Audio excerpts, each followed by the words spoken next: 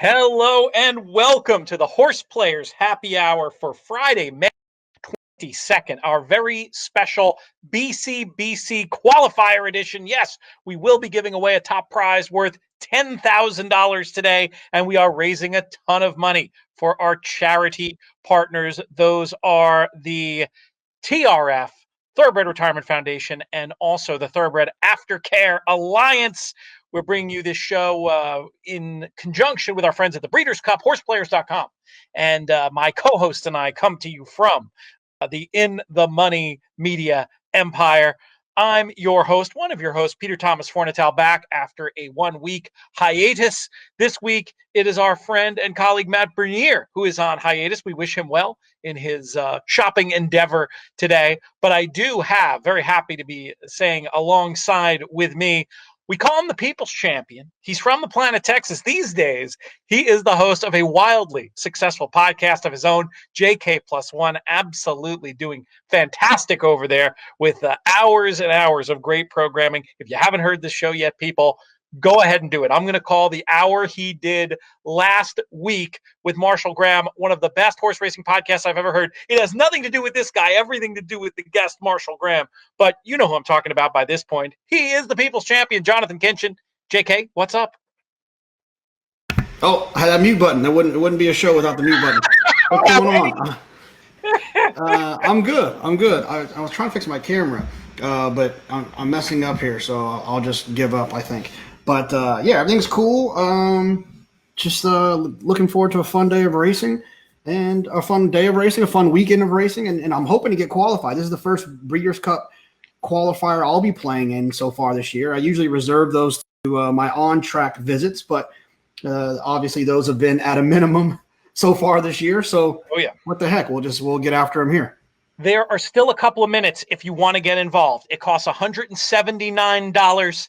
Top prize, that $10,000 Breeders' Cup betting challenge seat. It looks like we're going to have some breakage. Hey, if people really step up, though, we can raise a bunch more money for this charity. If you're on the fence about buying a second entry, buy a second entry. This is a fantastic opportunity. If you consider the part that's going to charity a donation in a funny way, you can convince yourself you're playing in a takeout free contest. It all depends on how you want to think about these things, but I think there's a world in which, when you consider the donation, you can say that. JK is involved. We got a lot of folks involved on the In the Money team. Naomi Tucker fed in last week to this. Drew Coatney fed in last week to this. We give shout outs to them. I heard a rumor Benny South Street at the last minute decided to jump in, even though he hadn't fully capped because he wanted to support the cause. You can support the cause too. We've got probably 2 minutes before we get this thing going. It kicks off with race number 2 at Santa Anita. JK, I was wildly uncreative in my opinion of this race. I'm hoping you maybe did something a little bit more clever. How did you approach this one? Yeah, I'm gonna use 2 different horses here, and neither one of them are the 4. So I gotta be honest with you though, P. I'm trying to get this 10,000, so I can't be saying it out loud yet. Oh, stop! You're close enough now. You're close enough now that I think you can get this done. No, I'll go ahead and you can say as they're going into the gate. How about that? I am going to use the 2. I'm using the 2 Doritos Lemon on one of my entries, but I am using a horse that's north of 10-1 on the other one, so I don't want to. I'm not joking. 2 people, 3 people, 1 person picks the 8 because I say it, and then they beat me because they used the 8 and I didn't. I'm going to be angry. All right. Well, we'll talk about it going forward. I think I just said the 8 actually out loud. I assumed that was a double bluff and it meant you were betting the 6. But we shall see. I thought your Royal Coil adding blinkers looked like the one. I was, like I said, wildly uncreative here. You're supposed to give out the horses here, though, because part of the idea is people watching who maybe aren't playing in the contest can play your pick, and they will hit for big cash money, and then they will donate some of that money to our charity partners, because this is also a little bit like a telethon, especially when we stretch out to a 2-hour plus show like today. We're not just raising money by promoting this contest and participating that way. We're also attempting to get people to donate, and you can donate directly to our friends at the Thoroughbred Retirement Foundation via the link trfinc.org/players. You can also donate to another charity we care tremendously about over there, and that is the New York Racetrack Chaplaincy, who've done a lot of great work in throughout the pandemic and helping people in need on the backstretch. Okay, is it close enough now? Can you confirm who your selection is in this race, Jonathan? Yeah, I went with the 2 and with the 8. I looked at like 185 races today, so I have to click to remember why. So the 8. The 8, obviously has been off on a layoff for about almost 300 days. Prior to that, was running at this level, running competitively at this level. I like the outside draw, especially in these 5.5 sprints with a little bit of speed. An outside draw, I think it's where you want to be. You're in the clear. You don't have all those horses laying all over you. You don't have the pressure. You get to see what's going on and dictate how you want to take advantage of the race. And that's why I ended up landing on the 8, Miss Bennett. And then I also used the 2, Doritos Lemon, like I mentioned. Ran last time, broke the maiden for 20. A lot of times people have an obstacle with facing winners for the first time, but it doesn't bother me as much in a field like this that there's nothing that's really grabbing me. So I thought Doritos Lemon could be interesting. I was hoping for a little bit of a better price. Was 10-1 morning line. I'm fine though. I'll take the 4-1 here. Where she is now. But the 8 is the other one, so we'll see what happens here. They just broke from the gate at Santa Anita, and it looks like a wild scramble for the lead. I thought your Royal Coil, the 4, would be able to prove the best speed, but it's a proper scrum up there, JK, with 5 across the track, and your number 8, your long shot, Miss Bennett, looks like she might be in an okay spot there, maybe getting a little bit outpaced now as they start their way into the turn. Maybe needs this thing to fall apart a little bit. But your 2 ends up being on the top, getting kind of harassed every step of the way by the 3. Remember to Smile, the horse that I mentioned, appears to be dropping back. That's not going to work out. How are you feeling about where you are right here? I think I have a couple of shots here. I don't have the 3, so I'm obviously rooting for someone. The 8 circling up, going to be probably too far back. It's tough, 5.5 sprints. She is finishing. Is finding a bit down there, shortening stride, but still the 3 doesn't seem much interest in going by. Does look like it might be falling apart a little bit from the outside. Who's going to be the beneficiary? If it does, then the answer is nobody. Your 2 hangs on. Very game performance, JK. I want to explain this one a little bit more from a handicapping point of view. What about this one? I mean, to me, like on pace figures, was a little bit slower than other potential speeds in here, the 3 and the 4, and I was just envisioning a trip of getting stuck down on the inside. Give us a little bit more about how you landed on this one. Well, I mean, I think obviously just being bet so heavily first out was basically, it was almost 2.5, 3-1 first out for a trainer and Eric Kruljack, who's 6% with first time starters. So I always there you go. I've always have Austin grabbing the iPad. I've always realized that when a horse either runs well through a bad stat or is bet through a bad stat, it's something to kind of keep your eye on, especially with first time starters. It means that this horse at some point had shown some talent in the morning, this filly, to point in that direction. So, and really a lot of times when I land on horses like this, it's not like, not that anyone's giving me credit like that. It's not like I'm the smartest man in the room for picking this horse. It's just because I didn't like the 4. I had to pick somebody else. I just happened to land on the 2 Doritos Lemon, and then the outside horse, Miss Bennett. So it's just one of those deals, kind of a process of elimination, if you will. Yeah, that makes sense. I fell for the 4, as I mentioned. What was it that you didn't like about your Royal Coil in this spot? I thought looked to have an edge. The market agreed with me. Horse was absolutely nowhere. How did you know? Well, that's not true. Horse was beaten a length and a half, but the horse didn't run the way the market or I expected. How did you suss out your Royal Coil as an overbet favorite? Well, it was going to be cutting back, was adding blinkers. So those were all things that didn't really get me going. There is a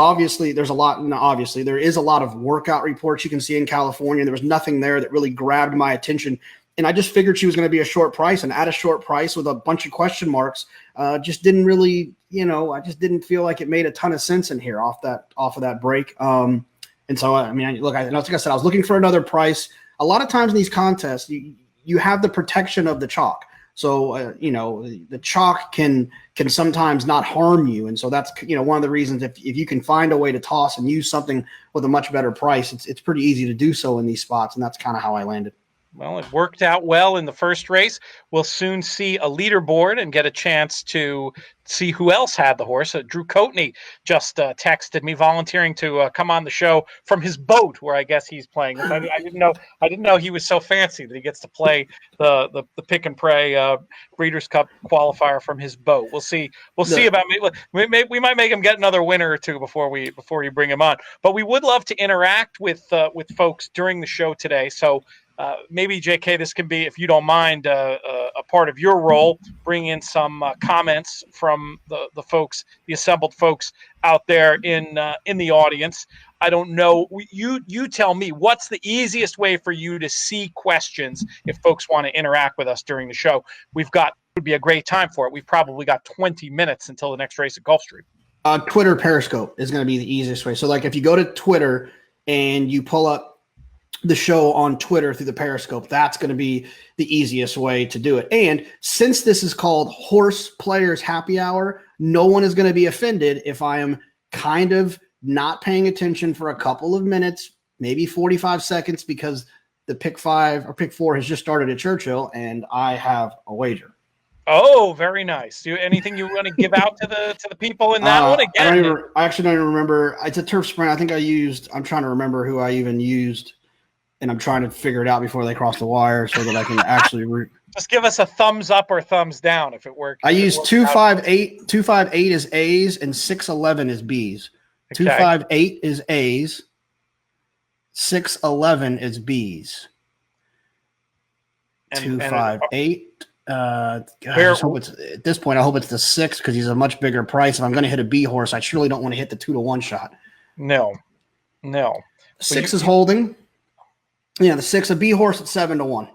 Okay, that's a value B. There's nothing wrong with starting a sequence off with a value B. Did you play this one in a pretty traditional A's, B's, C's, X's sense, or did you weight your combinations beyond that? No, just A's and B's. Yeah, just A's and B's. So not a bad start. Obviously, I would have much rather had the 2 who was looming for a second, a horse by the name of Pyron that for Steve Asmussen that had some good starts last year on the dirt, was trying the turf here today. But no harm, no foul.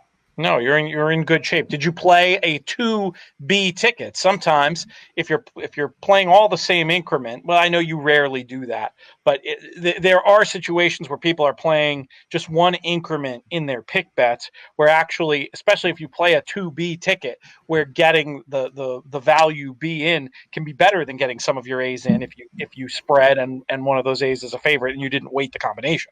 Yeah, no, I did. I played a B, so 2B. So I have a 2B ticket alive. So there's nothing wrong with a 2B ticket starting off with a 7-1. So not bad. Not a bad situation to be in. You talked about you being excited about racing this weekend. You're going to be on Fox Sports tomorrow doing Talking Horses at 12:30 Eastern and on through the broadcast in the afternoon. Lots of stakes races scheduled for Churchill tomorrow. Sounds like foul weather is going to be in play, something to think about as folks do their form study for Churchill. I know over the weekend we have our first Breeders' Cup win and you're in race. It is the Shoemaker Mile. We do not have PPs for it. I'm hoping we will have PPs by the end of this marathon broadcast, and we'll have an opportunity to talk about this race in a little bit of depth. But generally speaking, when you're looking at this weekend, what races are you most looking forward to, Jonathan? I'm interested to see Dunbar Road obviously come back. I'm looking forward to seeing Mr. Money and the Blame, and then also obviously I think everyone's excited about the Matt win. It's still despite what we as an industry have gone through and obviously the world as a whole, there's still 3-year-olds running in a semicircle, and that's always exciting. So I'm looking forward to the Matt win as well. So it's going to be a lot of fun. Obviously my focus is going to be at Churchill with our broadcast being Churchill and Tampa tomorrow. But it should be a lot of fun. Looking forward to it. And then obviously on Monday, a couple of grade ones out from California. So there's never anything wrong with that. What do we got besides the Shoemaker Mile? I believe the Gamely is also on Monday. Let's see. I'll pull up, see if they've drawn yet. I would imagine that they have at this point. Sometimes it's a little tricky on the West Coast. They are not up on Timeform US yet, but I bet you there is a trick.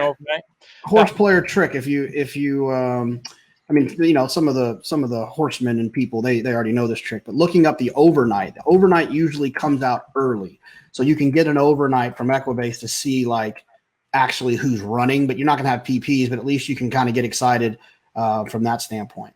You look for that. I'll run down this leaderboard. We've got John Kamov at the listed first with 15. Everybody's going to have 15, so I'm not going to bother to read that total. Michael Bachik, who's been a loyal supporter of these events, in second. Julie LeBoyko, Steve McNatten, George Shute, Michael Capozio, Seth Morris, Joel Winkowski, Mark Stillmock, Brian Callahan, Lucas Van Zant, Bobby Massey, Dylan Donnelly, Jonathan Kinchin, entry 2. Who's that guy? Brian D. Donato, Drew Coatney, as mentioned, Sean O'Malley, John Gasper, Chris Couples ×2, Mark Winland, Jason Kudla, Brad Anderson. Oh, good to see Brad's name there. BCBC champion, Tommy Massis, also a BCBC champion in the mix. Gregory Lewis, Brian Mariano, Scott Cavallari, Hunter Archibald. I should have checked to see how many of these were before I committed to reading them all. Togo Travaglia, Chris Chinamo, I'm going to go with the Italian pronunciation, Nick Hemmingsen, Patrick Rohan, Loyal Sprague, Kyle Levy, everyone in the whole contest apparently had this horse, JK. Howard Krebs, Truls, Eng Bretson, Brent Pollock, Andrew Chung, Kevin Dugan, Luis Laurie, and Joe Giacaruso. How many was that? How many was that? Seriously? 1,118. Essentially, if you didn't have that horse, you're in trouble. Do you really think that in a short con? Let's talk about that seriously. I mean, there's all to play for with 7 races left to go. But in a pick and pray contest that is such a short field, I actually had a friend today complain to me, not about our event, for which he understood the idea of having an 8-race pick and pray, but I guess there's an NHC qualifier also on horseplayers.com. And I was asked to pass along that wasn't the most player-friendly thing necessarily to have just 8 races in a pick and pray contest. Where obviously it's different for us. We're doing a live stream. Nobody's complaining about that. But in general, how does this change things? And what are your updated feelings about this result we got in the first race after seeing that you were one of 30? Yeah, I don't mind the short fields. For me, the type of horse player I am, people that listen to our podcast and have heard me talk about my opinion in races. I'm a formful horse player. I don't see chaos very often. Some say formful, others might say chalk eating weasel. And so I prefer it that way. I like it when it's just kind of straightforward. When it's when the less amount of races that there are, the less opportunity there are for someone to hit a crazy horse. So I'm fine with it. I have no issues with that at all. And just to let everyone know, I played 2 entries today. And in 2 spots, the first leg and the third leg are the only ones that were different. So I caught Dorita's Lemon, and where a lot of people would be frustrated to hit it on the second entry, it doesn't really matter to me because I pretty much have the same picks anyways. You could split, and it could be frustrating, but more than likely, it almost doesn't matter because your strongest opinions are all the same. If you were that strong on the horse you split on in race number 3, you would have played it on both entries. So I think that makes absolutely perfect sense. Going to be interesting to see. It's a good looking group of players up there. And how big of an advantage? How outsized is the advantage of hitting a 4-1 in the first race in a short race only an 8-race contest? Well, I think it depends on what you think about the rest of the sequence. If you think the rest of the sequence feels like very formful and you're going to get first, second, and third choices, I think it's a big advantage to be able to hit the horse. It's always good to get $15 on the board regardless. So, is it really over? I don't know if it's over, but I do think that it is a little bit of a challenge. Now, we have an updated prize structure. Obviously, we didn't get that second group of 65 to have 2 full entries. So here are the prizes. The top entry will win a full $10,000 entry into the 2020 BCBC. The top non-winner, which is another way of saying second place, will receive It tries, bad succeeds. Word problem. A $5,000 partial entry to the November 2020 BCBC. The next two non-winners, so that would be third and fourth, if I am not mistaken, will receive $537 in breakage.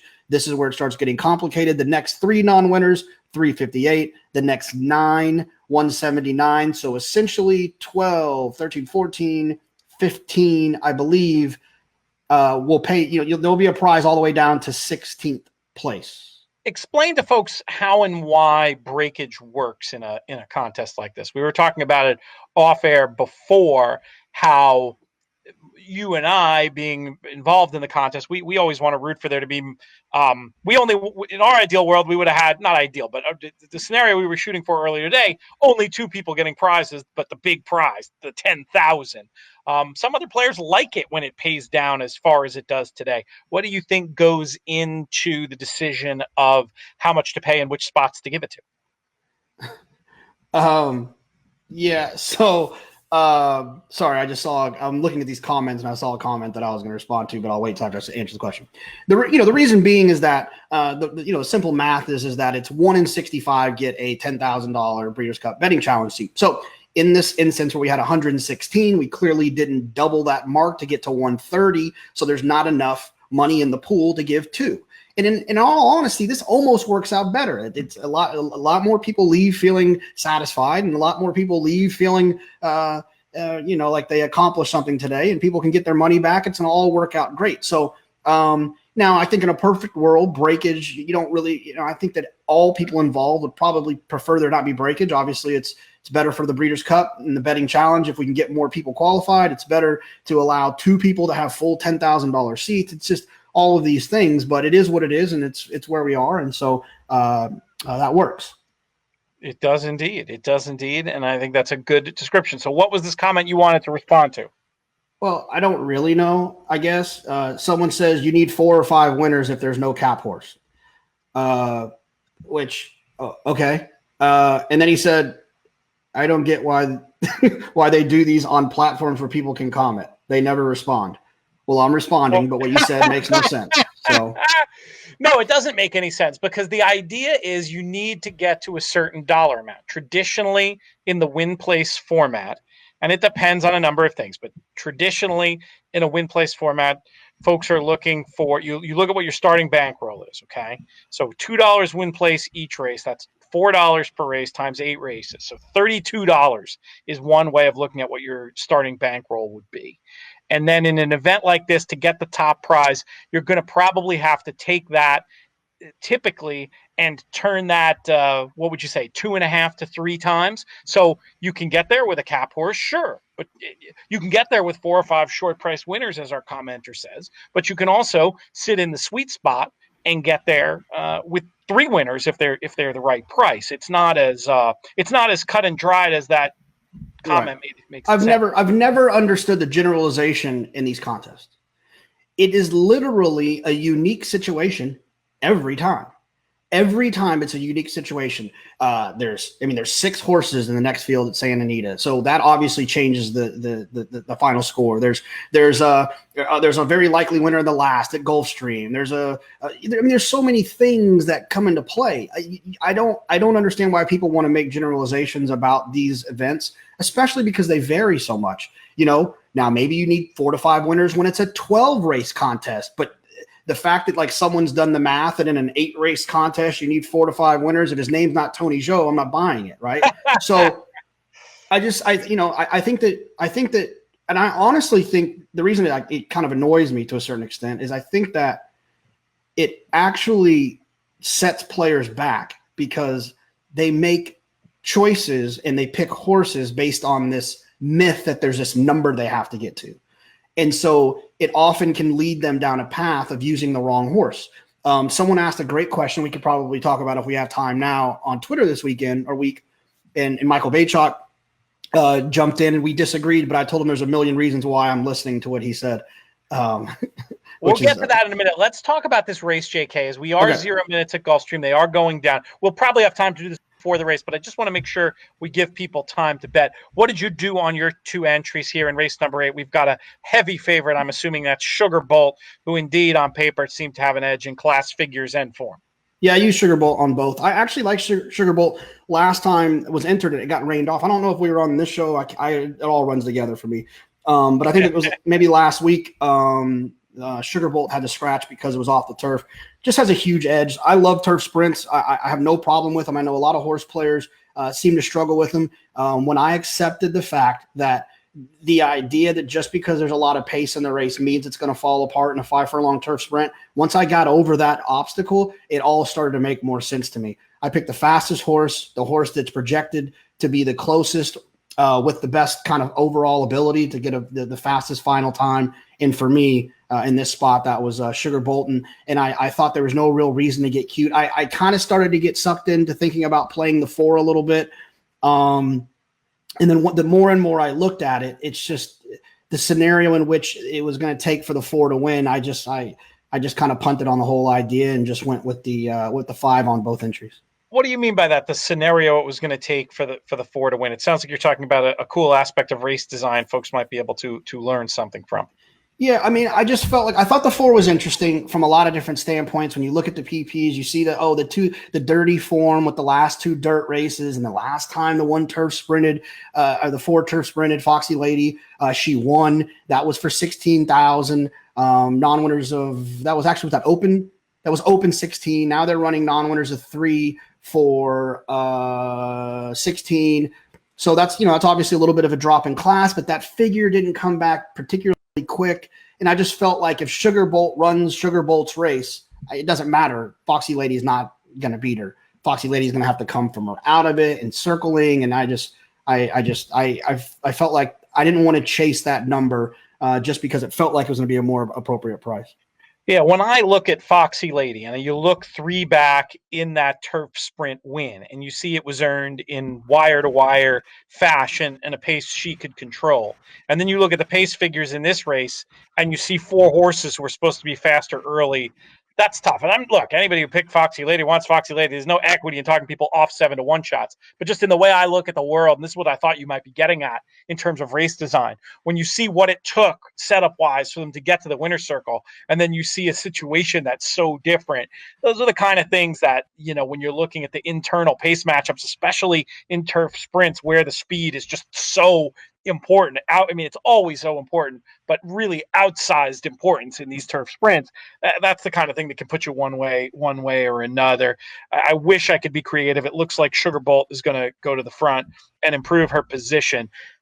Do you, this early in a contest, will you go ahead and look at the leaderboard and see the 30 people who had the winner of the first race? Will you go through and look at how many others now have come right back and played the 5, or do you not worry about that? No, not at this point. At this point, it doesn't matter. It's just just giving yourself something to worry about. No, I just sit back. That's that. I reserve that for a little bit later, and especially in pick and praise, it really doesn't matter at all. Because can't change it anyways. I can't do anything about it. I was thinking you just, compulsively just couldn't help but do it just to be out of curiosity. They're on there, of course. Should we do that? Maybe we'll save that question. There's probably enough to spitball on here. And you said you had a good question. We'll come to after the race. What do you think? Yeah, that's fine. All right, that sounds good. Just out of curiosity, scrolling through, the 5 is represented, but certainly not represented in the way to a favorite of the people who had the first winner, the way that she is in the marketplace. So I'm sure you're feeling really good. The 3 to 5 shot in a 12 race live contest doesn't mean as much as the 3 to 5 shot in the now 7 race contest where you already have a head start. We talk about this in contests all the time. There's an internal ecosystem of the economics of these games where points, even if it's a favorite, sometimes those points can still be worth a lot if they're points that not that many other people have. That can be worth a little extra. Right now at the top, there is a 41, 42 person tie at the top. If the 5 wins and there's no crazy bomb or something in second, now there's going to be 10 people on top. I mean, that's a huge separator. Separator is a good concept. I love that idea. And it's funny, you usually use it to talk in pick bets about having a 6 to 1 or higher type horse that separates us from the crowd. But the fact is, when you get to it in contests where every dollar can matter so much. We'll ask Michael Bachik about that. That those points you get can be worth outsized importance. You can separate in contests with a favorite as well as a long shot, and they are off, and the favorite broke as expected and has gone right to the lead. If it was in running wagering, this thing's price would have maybe not halved, but certainly slashed significantly. You got to be happy with where you are. Yeah, and to be honest with you, if you played the 4, oh, well, I was about to say you're getting a good trip until you just checked out of there. So at this point, the 5 just has to put away this 20-1 shot, and that obviously doesn't have to happen. But based on what we saw on the paper, it's meant to happen. Foxy is running. She is, but I feel like she had to work to get to that position. And the 5 Sugar Bolt hasn't been asked yet, but we'll know in about 3 to 4 seconds which one of those scenarios is okay. It's looking pretty good for this 4 though. Sugar Bolt digging on the inside, ding dong bad. Let's going to go to the 4 here, JK. My 7-1 shot I knocked ends up winning. Really was much the best in this spot. Had that spot of trouble. That can be very, very hard to bounce back when you have trouble in a 5 furlong turf sprint. Not often are you able to recover. I got to go back and look at the PPs and see what I missed, because this one won and won impressively. Yeah, I mean, I think the lesson there is that there's a lesson there. Am I going to look at races completely different now after getting beaten that one and being wrong? No. But the lesson there is that Foxy Lady was a pretty significant drop. She won for open 16. She's running against non-winners at 3 now. She had run for 30 and it didn't go well, but the connections thought enough of her to put her in for 30 open. Then they ran an allowance race that got rained off the turf. And then she comes back to that non-winners. So even though the numbers and the pace figures of that win might not have been as attractive as I would have liked them to be, I probably need to just a nice friendly reminder that class situation matters. Yeah, it matters. Yeah, class is a thing. That was some of the best stuff in your fantastic interview with Marshall Graham. Once again, all credit to Marshall, where he talks about how being an owner and reading the condition book made him much more of a believer in class than he'd ever been before as a more numerically oriented player. We're going to get to that question, but with 3 minutes at Santa Anita, I think we should talk about this one. Quickly, Jonathan, and then we'll finally get to that question as promised. We've got race number 3 coming up. I'm boring again. I'm boring today. I apologize. One of the reasons why, I would think about playing in a contest like this, but when I come up with favorites in 6 of the 8 races, it's tricky. Maybe Smiling Annie has the right blend of speed and stamina for a very hot barn in this spot. What did you think? I went with the 3 and the 6. We'll go turf sprint to turf sprint. I don't have the odds in front of me right now, so I'm pulling it up. I thought Square Peggy made sense, and she happens to be on my quote unquote good ticket now. So my route will obviously be for her. I also used the 6. I thought Square Peggy with Edwin Maldonado is going to definitely get out of there, get running, going forward. She's got a couple of races in her PPs where her early pace figures are unbelievably fast. And I think that's always a big edge when you're looking at these turf sprints. She's drawn outside, of the rail horse Cheap, who's got a little bit of early speed as well. And then I landed on also the 6, Rosie Sky, to the far outside.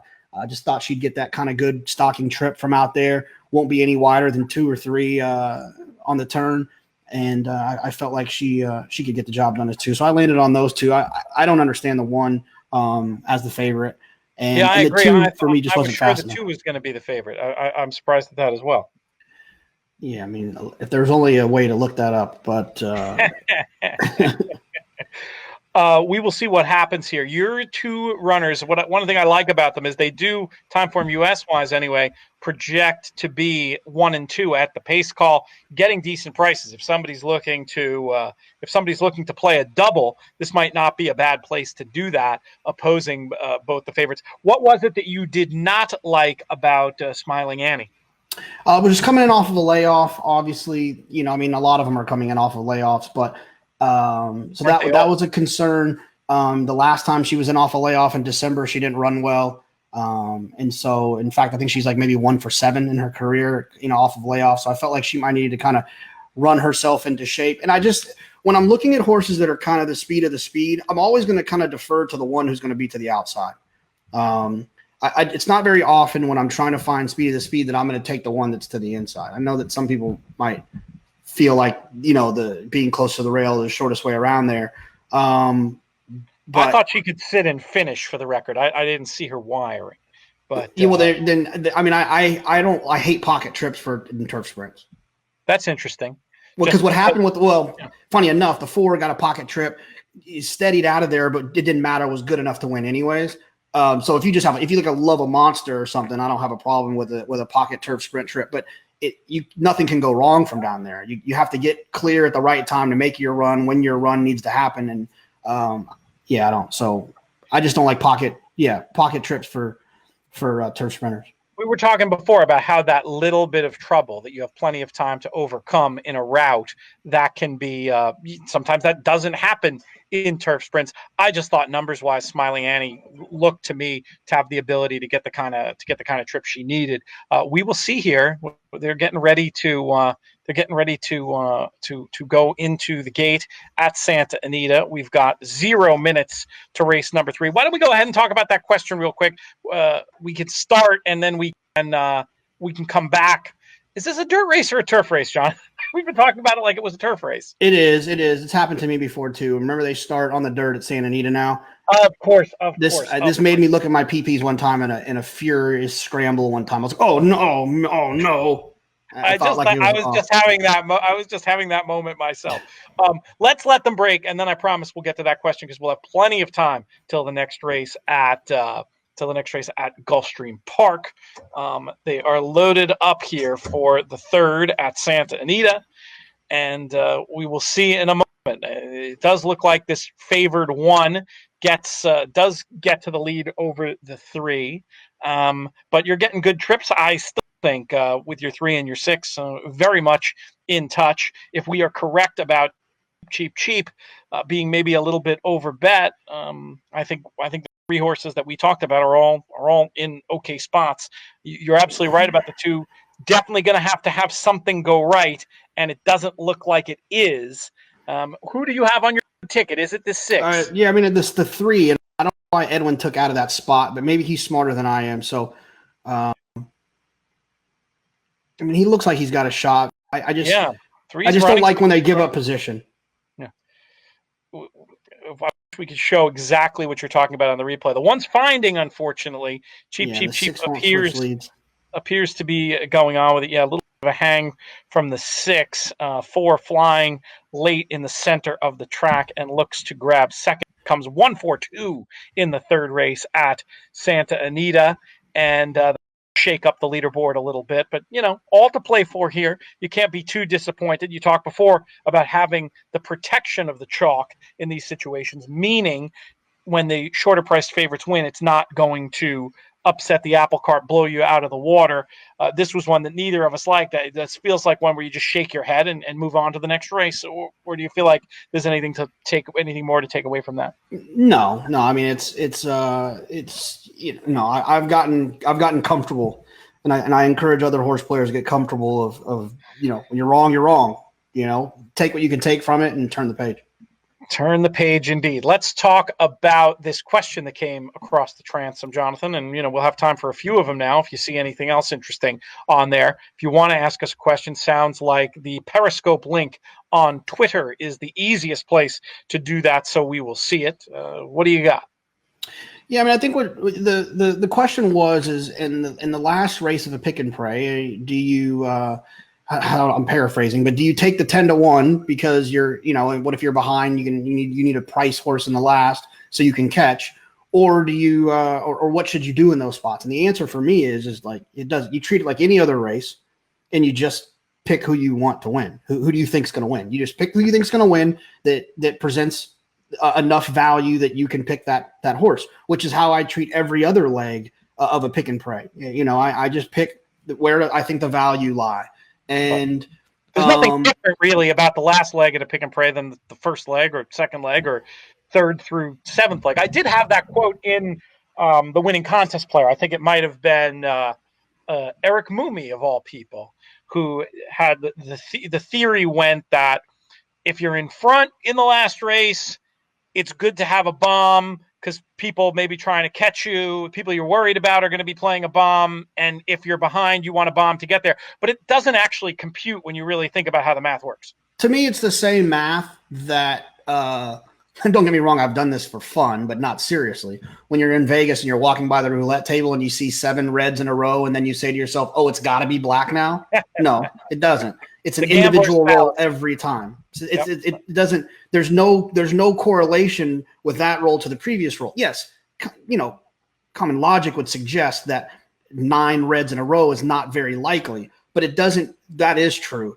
But it doesn't change the fact that you're not any more likely for it to be red. Yeah, there's a huge, if somebody wants to give you 50-50, that there aren't going to be 10 of a color in a row, yeah, that's a fantastic bet. Once 9 have come one way, the odds are 50-50, and that does not change. Right, so I think the same thing happens in these. It's like it doesn't, but and my answer to the question was, I say you play what you like, and I'm pretty sure there's no argument to that. And obviously, Baychalk and a few others thought you should play a price in the last, and they started talking a little bit about the place money. We can talk about that in a second, but let me just tell you why I feel like it.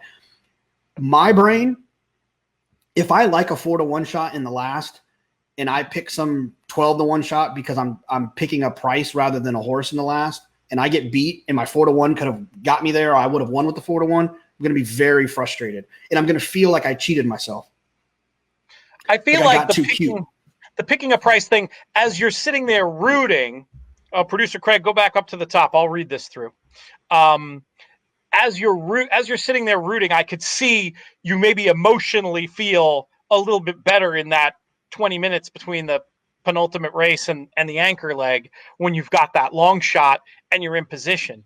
But at the end of the day, it doesn't matter, and you're not thinking about the time you come and get beat by a 3-1 shot that you like, but you decide to play a 10-1 shot instead. It all comes out in the wash, and I'm thoroughly with you, even though I allowed that line in the winning contest player, and when we do a revise of that book eventually, we'll put this theory in. Okay, show them out. You go ahead. Oh, real quick. Someone asked a question, and this might be the last question we answer in this scenario, but how do so many of these people how do some of these guys play in every single contest? Are they in a syndicate? No, they have jobs. And they're successful people that have the financial ability to do that. And it's their pastime. The same reason the guys go to Pebble Beach for the weekend and play golf or go on hunting excursions and wherever. It's their passion. It's where they spend their extra money. And so they play in a lot of contests. And when you win a lot of contests, you get to play in more. Certain styles of players are going to be very suited by contest play. Let's say you use a computer to help you in your handicapping, whether you're talking about a commercially available product like HTR, or you have something proprietary. If you have something to help you streamline and make picks quickly, and look for value quickly, why wouldn't you put up the money and play in as many contests as you could? I definitely think that's a piece of it too. For some of the names you see in a lot of places, they might not have to be. They're not people who are necessarily grinding for an hour a race. You know what I'm saying? PTF. One thing I wanted just to say real quick. This is the Breeders' Cup. Breeders' Cup production, and I feel like we've done this before on our show. And we've been right. I feel like there is 2 fillies that are running at Churchill that they just broke at Churchill, Center Isle and Casual, I think's her name. I think one of those 2 could end up being filly and mare sprint types.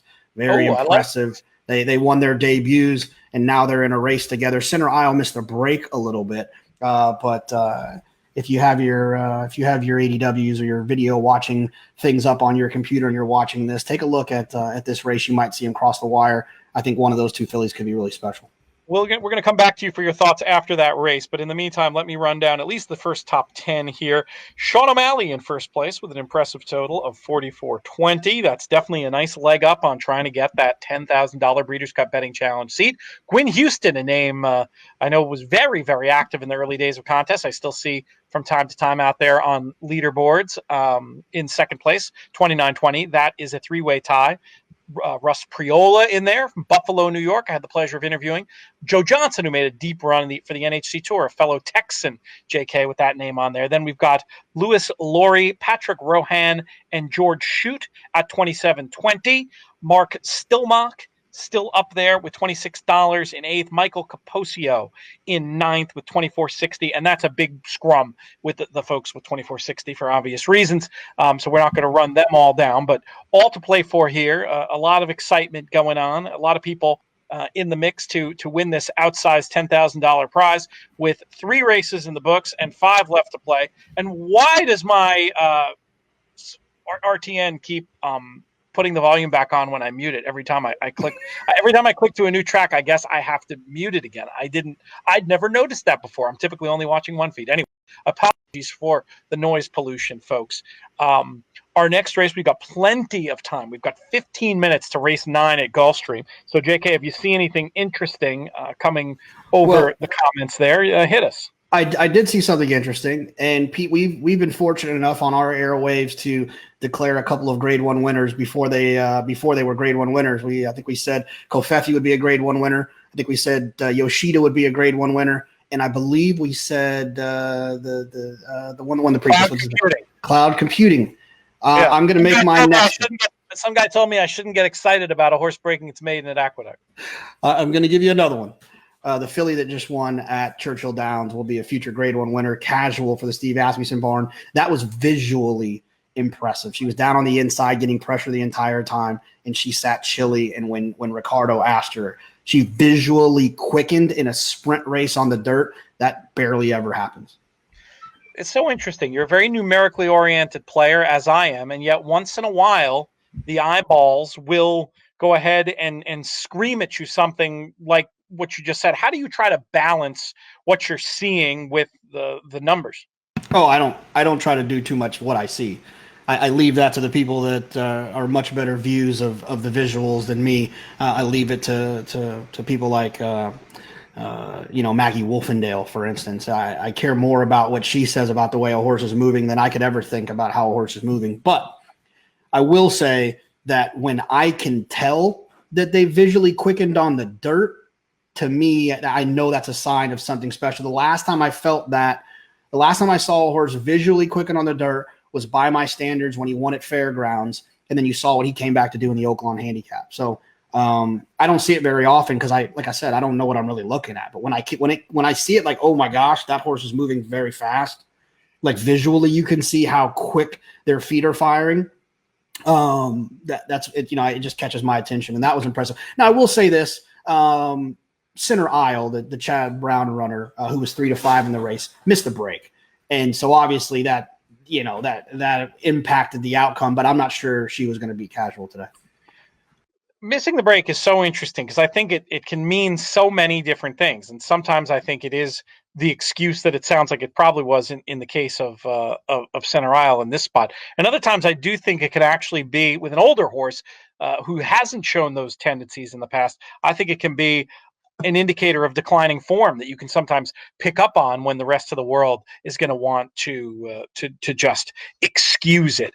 When you're seeing that on the track, how do you decide whether or not breaking well? And then the other thing with not breaking well is some horses just do it every time, and some handicappers, horse players want to continue to give them credit. How do you try to discern what missing the break means to different horses in different situations? Well, I think it's habitual, right? So you want to identify something that keeps happening over and over again. I also give credit to higher percentage trainers on getting it resolved, whatever the issue might be. I just feel like, this person's trained by a 2%, this horse is trained by a 3% trainer. She's going to keep breaking bad for the rest of her life or whatever. But it's Chad Brown. I feel like Chad will get whatever it was resolved. Someone pointed out in the chat, I did see just a little bit of it, but they pointed it out. That Center Aisle was having a pre-race meltdown a bit, rearing up, walking on her hind legs. So obviously she wasn't happy about something that was happening. So thank you to C Couples for that information. But yeah, no, playing the contest and had that first winner on 2 tickets. That's, you remember we met Chris at the NHC around the big table. Seemed like a very sharp player and nice guy. And that's a really great thing to be able to do when you can tie the pre-race behavior to the horse who doesn't break. That you make a note of that, and then you get an opportunity. Hopefully the next time that you're not buried 3 deep in a pick sequence, hopefully you can see how the horse is acting before you have to commit. And if they're acting better, you can pretty much, and it's a proper trainer, like you said, you can pretty much bet they're going to break a lot better the next time. And just the opposite, if they're acting up again, well, you can probably count on some bad behavior costing them in the race. So those are just a few of the ways you can try to use that. It's just the problem with the game and teaching the game is it's very rarely as simple as if X happens, then Y. There's always so many different variables, and the answer to so many questions in all forms of gambling really is it depends. And hopefully some of the conversations we have can help people out, just being able to think on their feet and be nimble, because I think that's one of the most important things when it comes to evaluating trips. They don't always mean the same thing. There are plenty of times when getting left means it's a complete toss out, and there's other times where getting left isn't the worst thing at all that can happen. It can help you if it's a closer and the race is a meltdown, for example. It doesn't always mean the same thing. I know, absolutely. It's something that I try to quantify if I can in trip notes, like how much did it actually matter? Was it was it a length? Was it how much? Because a lot of times if you're just looking in the PPs, you get that note stumbled start. Sometimes, man, sometimes I think they get the horse mixed up. And then sometimes that's a stumbled start. I mean, the horse went to her nose, So I think that there's variations of it. Head-on replays help with that. HD replays help with that. And I would agree. They're not all created equal. And being able to quantify it and quantify fault too. Getting body checked by another horse, I'm never going to hold that against a runner the way I might if they just break tardily, or they if it's on them, who's it on? If it's on the horse, again, you still might be able to forgive it, but it's a lot easier to forgive it when it's just somebody else's fault. And then I'm willing to just call it bad luck and completely overlook it, especially if they do any running thereafter. I like that Breeders' Cup mug, JK. That's pretty sharp. Did you get that at breederscup.com? I sure did. No, I think I got it like in I don't know where I got this from. In a gift basket for something? What would you get a gift bag? Maybe. What did you do to deserve that? Well, they gave us a gift bag, but I just kept it. I'm just kidding. I don't remember. I want my mug. I don't know where I got this. Rotundo might know where I got it from. I don't remember. But it is it's got like the aluminum on the inside, and it's great.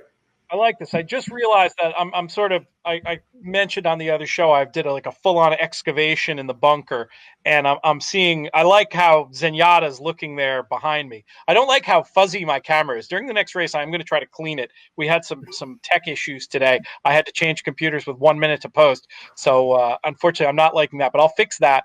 Do I sound okay, JK? I realize I don't have my headphones in. That's something else. No, you sound fine. You probably got some parent paws up there, doing this. No doubt about it. These kids and technology. We can talk about the next race at Gulfstream, but this is a great time. If there are any questions, folks, feel free to tweet at us. You can just tweet at us traditionally. We can check those out, but probably easiest is to go ahead and pop some questions in the Periscope. The person who said before, we don't answer enough questions. It's tough. It's a bit of a fire drill. When we have 3 hosts and guests, it can be very hard to get to questions. But with just the 2 of us and the big time between races today, this is a beautiful show to ask questions.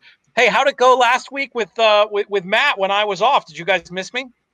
Told you, we almost Wally pipped you. You almost didn't come back.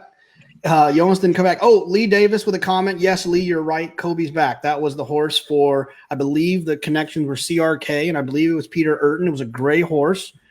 And I was actually, he often missed the break. I thought he was going to win the Met Mile. I thought that 1-turn mile was going to be perfect for him, and it just didn't work out. That's good. It's always good when other people can pick up what we're laying down and fill in the blanks for us. It's about 0 minutes to Gulfstream, so we've got 6 or 7 minutes here. Let's go ahead and talk about this 9th race, JK. We're dealing with another big favorite in the 1. Who did you play? You said you went double barrel, so who did you use in the contest? And now that you have some prices to look at, what would you be thinking? What would you advise from a wagering point of view? Oh, I love the 8. I love the 8. I have a friend who lives in another country that gets head-to-head wagers, and he asked me for help today. I told him to take the 8 first and 3 versus, I believe, the 5 Gray Bow. The 5 is bet down to 4-1, and the 8 is 12-1. But I really like the 8 first and 3, drawn to the outside. First race last time off of a layoff, ran well enough. Spent a lot of time down on the inside. If you listen to our show, talked about most of these racetracks nowadays. It feels like it's kind of a common theme that being right down there on the fence isn't exactly where you want to be. And I actually talked to my friend Richard Migliori about that, champion jockey, and he said that he thought maybe it makes for safer riding, where there's not a bunch of guys trying to get down to the rail. They're not fighting for that spot that back in his day people were always fighting to get down there. And that was just all speculation and a thought of maybe why that trend has taken place. I haven't heard any science behind it or anything, anyone confirming that, but I do think it's fair to come up with the conclusion that it's just not ideal. I think at some points it used to be. Don't get me wrong. There's some days where it's probably not a problem, but as a whole.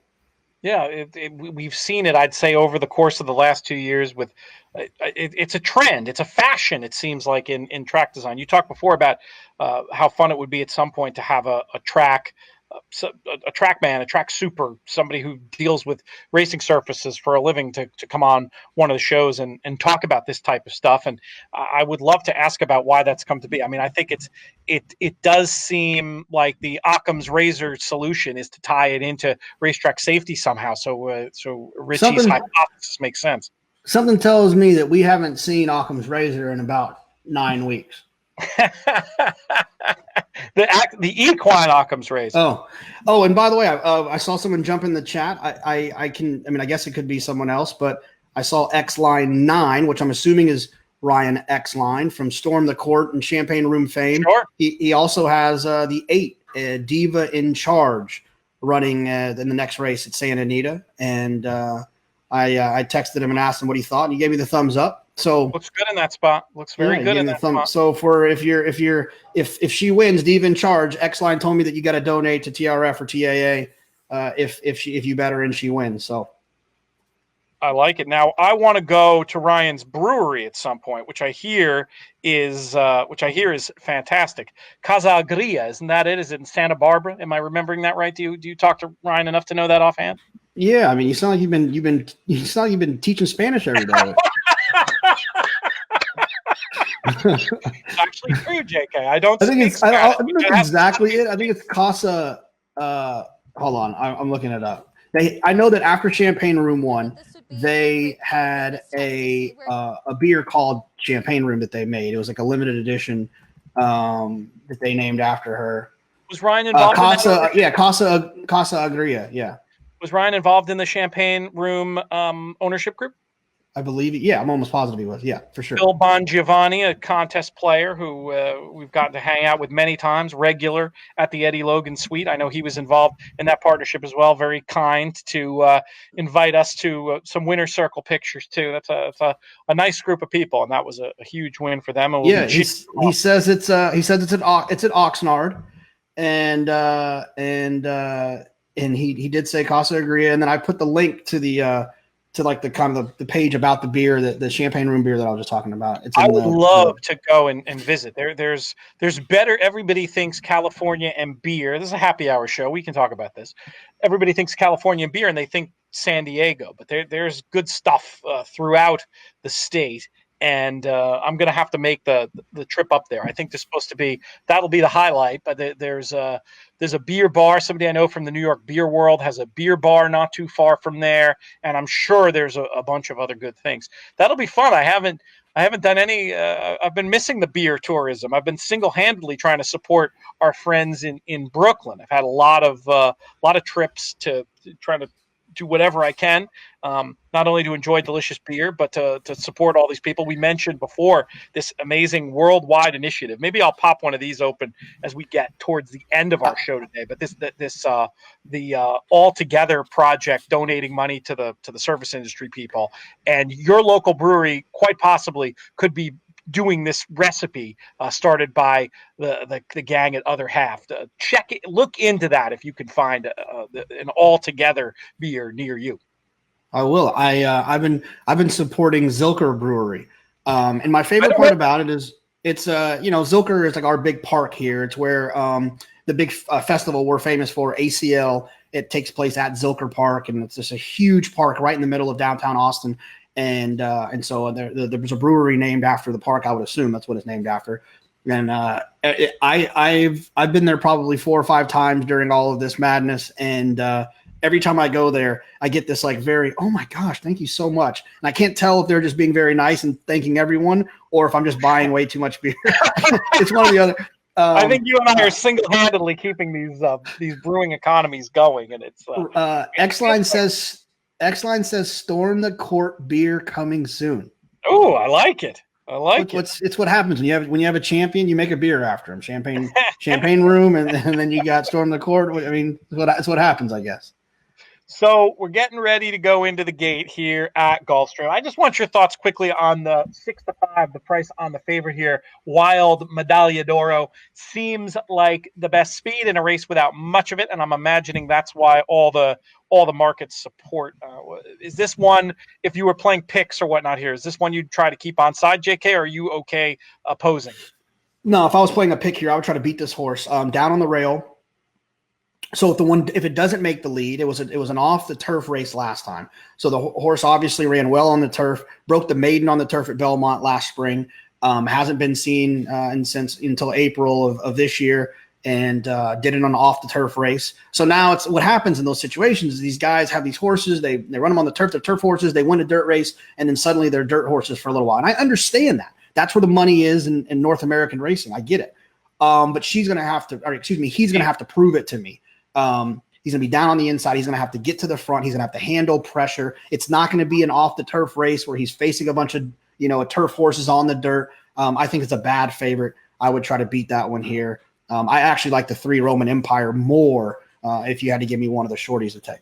Even on the square, you'd take Roman Empire. I was a little interested in No Getting Over Me. Seems a little icy actually at that price, though. It gives me a little bit of pause. I'm rooting for you, JK. You've got the 8, 1st, and 3. This will shake things up in the contest. What kind of trip are you looking for?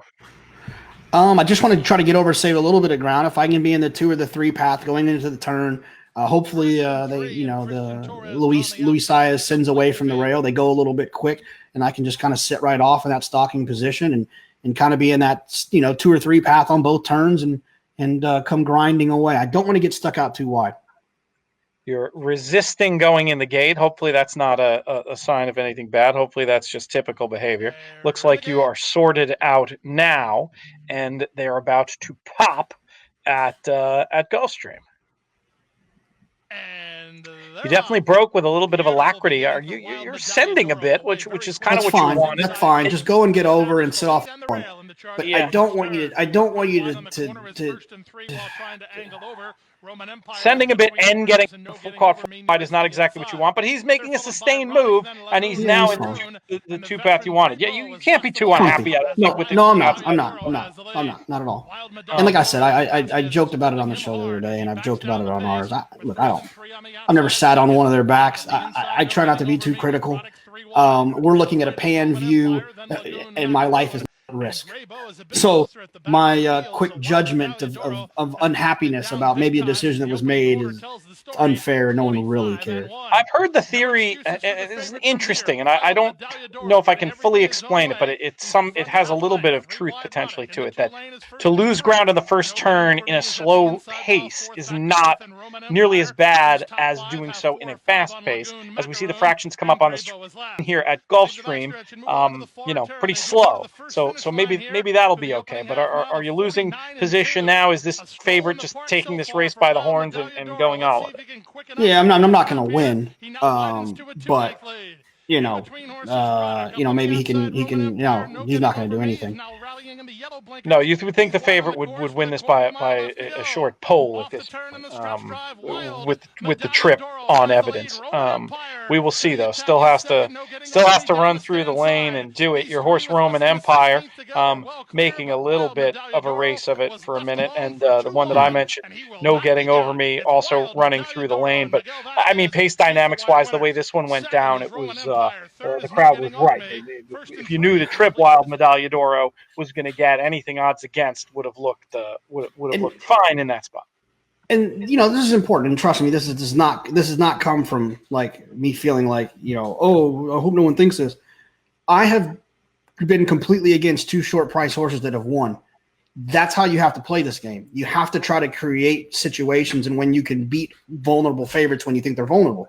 Now, there's been times where I'll single horses like this, but there was nothing about that scenario that made me feel like this horse was singleable at 6-5. And so, these situations, I just turn the page. I have gotten more comfortable in my horse playing years to realize that I'm going to lose more in more instances than I'm going to win if I'm playing the game correctly. But when I do win, it's going to pay for all of the times that I lost and more. I think you have to look at it that way. It's just right. not it's not a gambling endeavor where your strike rate can be 50%. Right. It's if you're betting sports, you want to hit as many as you can as often as you can. I guess some could say that the same basic theory could be in play when you're betting sports. Maybe it's baseball. You're going to have a much higher strike rate when you're betting sports and you're dealing with the two outcome situations. In racing, one of the advantages we have, I think what you said something to the effect of if you're doing it right, and that's because you have the tool to be able to pass sequences where you don't really have an opinion, and you've got opportunities to pick horses that have a dramatically better chance of winning than getting 8-1 would suggest. I mean, good luck finding the 8-1 in a two runner market. Good luck regularly finding 8-1 shots who represent value. I just don't think it exists. Do you? No, I don't think so at all. I don't think so. We do have to say, look, and we didn't even talk about this, Pete, and whatever. It's racing, and we're all about our stars and the exciting moments. I'd be remiss if I didn't let everyone know that in about 5 minutes, Summering, a Breeders' Cup alumnus, Breeders' Cup Juvenile Fillies Turf, I believe the year that Newspaper of Record won. Summering is kind of getting started with her 4-year-old year. She'll be starting at Churchill in about 9 minutes for our friends at Glen Hill Farm. So we'll be rooting for her. If really cool filly, if you're a West Coast person, Summering, because I think we were all shocked that day that she broke her maiden first out by 5 at Del Mar. I was actually there that day. She was unbelievably impressive. So if you got a couple of screens, you got an option to put on 2 screens, pop that up as well. Yeah, keep us posted on what happens there. We've got 0 minutes to race 4 at Santa Anita. We talked about it a little bit with Diva in Charge, who looked like the one to me. We've also got Manresa taking a lot of money down at the rail. Is this as simple as a match between these two? And who did you play in the contest? I see why you would say it's a match, but look, let's keep the theme going of me telling, being against short price horses that are winning. I didn't like the rail horse really. So I thought the outside, I think it's a huge advantage in these situations. I think Diva in Charge has pace figures at shorter distances that suggest that her performances going short are going to translate very well to this longer race. She's outside. She gets the dictate. She gets Flavian Pratt. No offense to Brice Blanc, but obviously Flavian's won like 97 races there in 3 days. And so there's something to that. And so that's where I land. I land on the outside. I thought that Diva in Charge made the most sense. For the first time during this contest sequence, we're on the same horse. We'll see if that ends up being a good thing. Hopefully it will, even at the short number. I would imagine. I won't imagine anything. I'll just ask you. You've missed a couple of races, but nobody has gotten away from you. Our overall leader at this point still under $50. How are you? Are you still feeling very confident with the horses you have selected the rest of the way? No, I'm counting breakage at this point. I'm at the quest for breakage.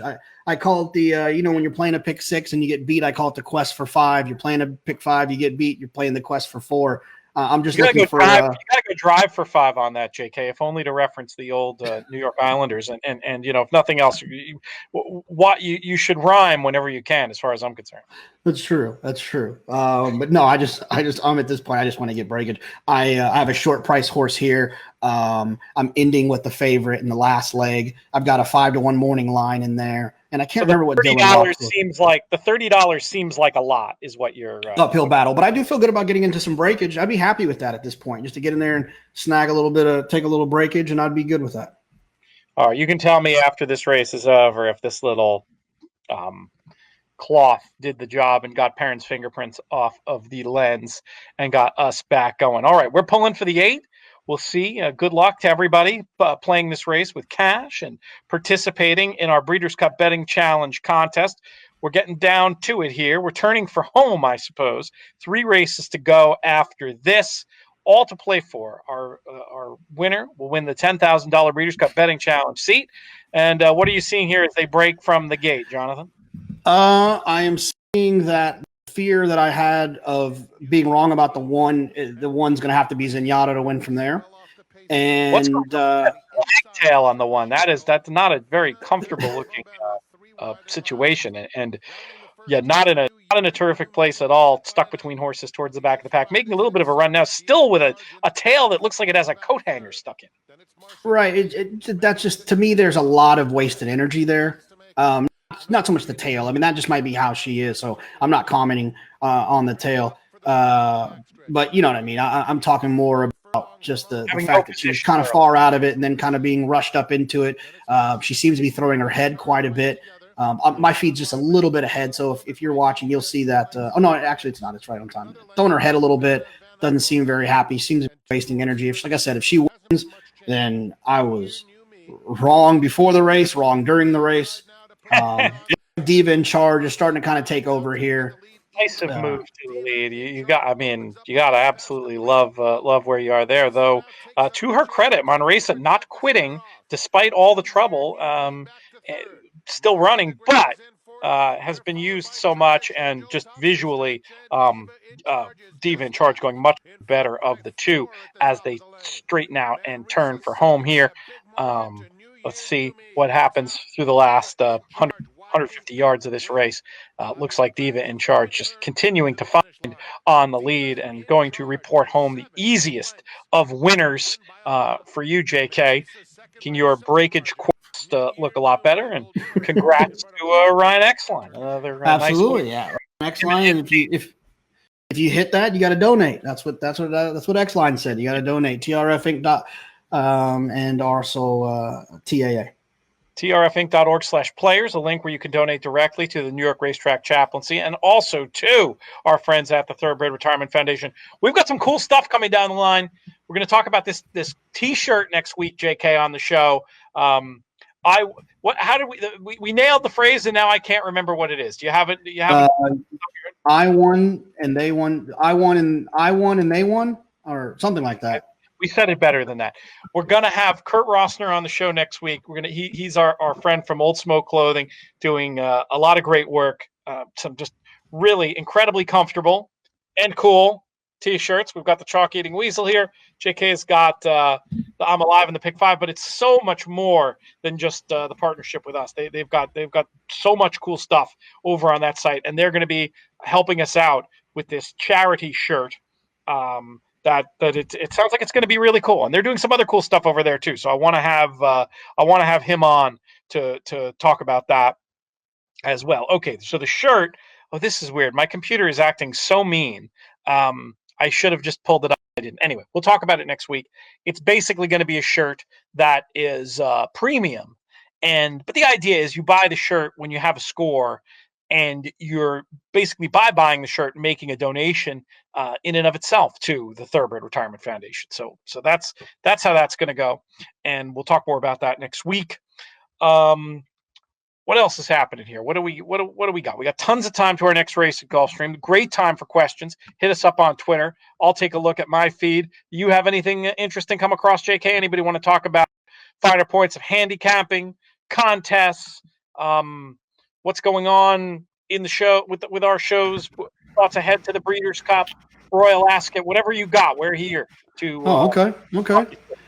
Well, it's about that time. It's going to get started with some of these winning your in races, so that's always exciting. I mean, that's I know that obviously the world has been a little bit tricky as of late, and we've all been a little bit uncomfortable, and hopefully everyone's been safe. But for me mentally, getting to Saratoga and the Breeders' Cup have kind of been my little lights at the end of the tunnel that like are kind of like helping me to keep just if I can be locked in here for a week, I can stay in my house for a week or 2 weeks or 4 or 6 or whatever, but just give me Saratoga and give me the Breeders' Cup and I'm good. And so, on like I said, on Monday there'll be that Shoemaker Mile, which will get us start thinking about that Breeders' Cup Mile. It should be a lot of fun.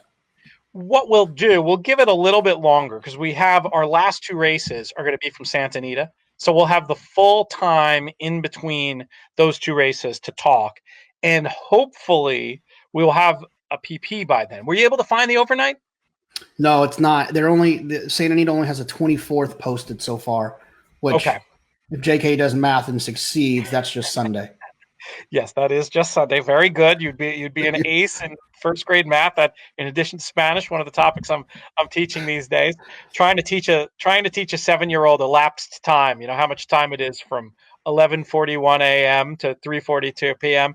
It's not easy thing to. It's an easy thing to do when you're an adult. It's not an easy thing to explain. But I think I've got it down. But yes, that is Monday. But here's the thing: we've got probables, and we know these horses. So what we'll do, we'll wait. We'll give it another half an hour. If it's not up, I'm going to go ahead, JK, right now and text you the probable runners, and we can just talk. We'll talk through them during that window because it is very exciting to have the win in your in season starting up, and it's something we're going to be talking about on all of our shows, really, as these races come up and get with us. So, and we'll try to do it about the international races too. Royal Ascot has in the last few years sent runners over, a chance to maybe get a little bit of an early look at your form study of the international runners. The Ascot meeting happening when it was meant to happen, just without fans, some extra races added, and getting a look at those 2-year-olds.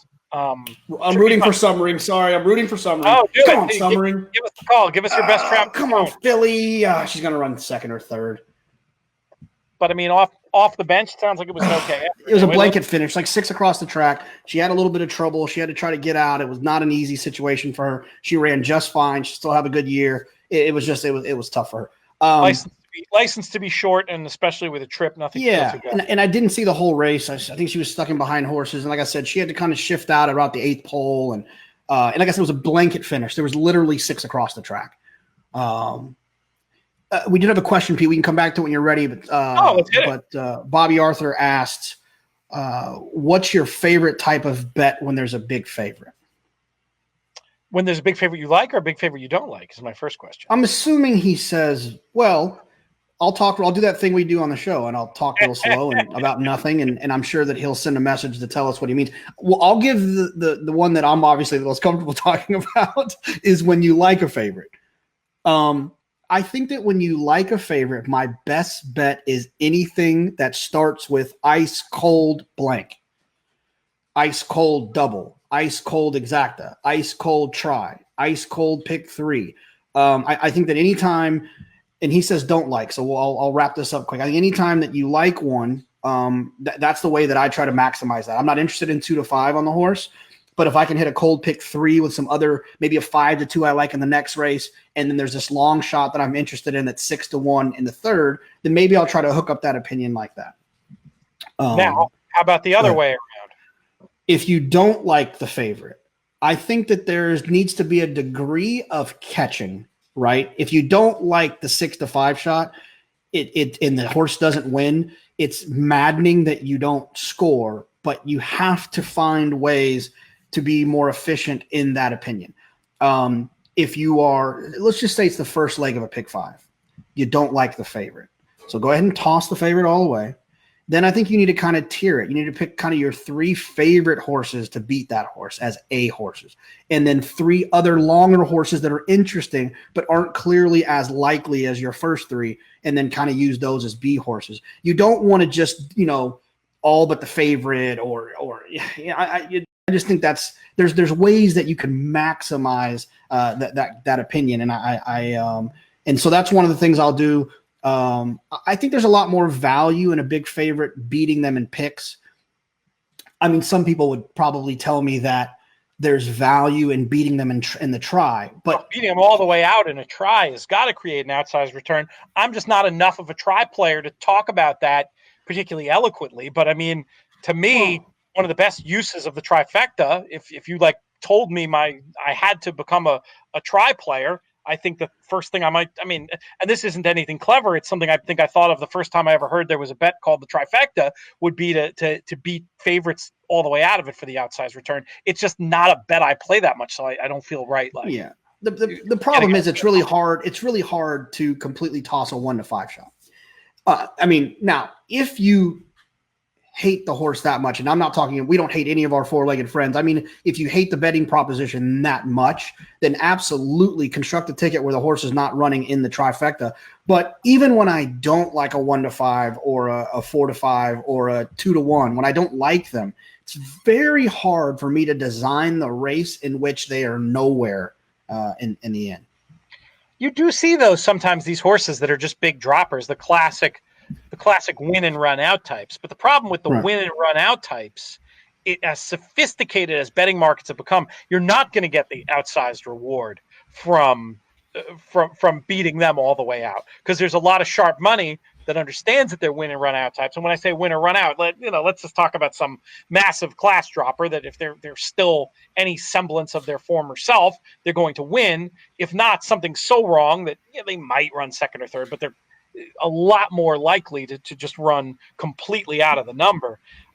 I feel like if there was an edge in spotting horses, it's been, again, I'm not a big try player, but my gut is that it's been exploited to the point where there's not a whole lot of equity in identifying those horses, because I think there's a lot of people out there who are already doing that. We've got a field in our inbox, Pete, by the way. A field? In our text, yes, we have a field. What is a field? A field for the Shoemaker Mile. Oh, a field for the Shoemaker Mile. Very, very nice. I got a bizarre text from our good friend Tommy Massis. Well, I got it too. Yeah, but he said that I muted him for using a bad word. I don't know what he's talking about. I'm not driving. I said, do you want me to ask JK? He said that you said that I did it. So you threw me under the bus here. What's going on? You don't want to admit you muted That is Tommy? not what I heard. Tommy said, one of you two birds muted me. Pete 1-9, JK 8-1. And I said, I didn't do it. I said, I didn't do it. I said, someone else. I didn't say Pete did it. I said, someone else. Oh, maybe. Is it a Breeders' Cup thing? Is that what's going on? No, I think that he probably got blocked by the powers that be. So. Oh, that's too funny. You know, anyway, Tommy, he'll get a little wild sometimes. You got to keep your eye on him. Tommy, if you have a question, just you obviously you're texting me about this. Text your question there. We'll answer it. I will omit the foul language, though. It's a family show. Yes, but Pete, we do. We have a field for so whenever you're ready, we can. I think we do it. We've got this. We've got Gulfstream, Santa, and we've got a long break to the last race of the contest. I think we saved going over the Shoemaker Mile for between races 5 and 6 at Santa Anita. You cool with that? Yeah, 100%. So if any other questions come across, we probably got 10 minutes to the 10th race at Gulfstream. You said you liked Breeders' Cup. Breeders' Cup said they would never mute Tommy. So, Tommy, it must have been your Canadian government that didn't like what you were saying. They shut you down. He said he thinks it was related to language. So maybe it's like you got muted by an algorithm. Anyway, why are you cursing at us anyway, Tommy? I mean, maybe that's the question you need to ask yourself. Tommy Massis, my man. Tommy, what shirt do you have on right now? Do you have the Tulane shirt on? That's his favorite shirt. It's his good luck shirt. I think he had that when he hit the Hong Kong pick 6, which he told me not to tell anybody about, and then he went on Steve Bick and talked about it. I'm like, yeah, great. Here I am. I finally have a chance to get a scoop with Tommy and talk about this thing. He tells me not to tell anybody. I guess, okay, a little more clarification. It's a I'm just going to assume it's Tommy's burner account. It's not in his name, so it's possible somebody in the powers that be muted him for using abusive language, not knowing that he was a former Breeders' Cup Betting Challenge question. So that's he says his account is disabled. Well, I don't know if he tell wants him me to to. text us. Tommy, do you want me to say your username, or is this some sort of burner thing that you don't want associated with you? You let me know if it's okay to tell them, and I will tell them, and we'll see about getting you unblocked. But you have to promise to wash your mouth out with soap if I'm going to do that for you. Will you handle that for me? Let's talk about. We got a question, Pete, real quick. With the restructured track schedules and days, are there any new circuits you'll continue to follow? I know one circuit I'm excited about because it's very dear to my heart. Yeah, you go ahead. Very dear to my heart. My first trifecta wager I ever hit in my life, it was a 4-horse trifecta box. I'm ashamed to say that now. If you're boxing, you're wrong. Read Exotic Betting by Steve Christ, and you'll understand what I'm talking about. And I hit my first try there for about $198, and I swear I could have bought the track if you would have asked me in that moment. And that's Lone Star Park. And so Lone Star Park, I'm excited to see them back racing. And Lone Stars usually, when they're running, they're always like right in the middle of like Derby season in my Saturdays of looking at it. So I just sometimes I don't give them the love that I need to. But I know that they're talking about possibly running earlier in the week. And if that happens, I will be supporting Lone Star every single day. And I'll be trying to find a way to support them anyways, just because I want to take care of the horsemen here in Texas as best as we possibly can. Yeah, you guys got to get on that ADW situation, man. If not now, when? But I'm with you. If a track like Lone Star were to run early in the week when I'd actually have the bandwidth to look at it, that would be fantastic. And I think a lot of horse player eyes would go to them that haven't before. We saw with the minor tracks that got this insane handle early in the week during the pandemic to this point.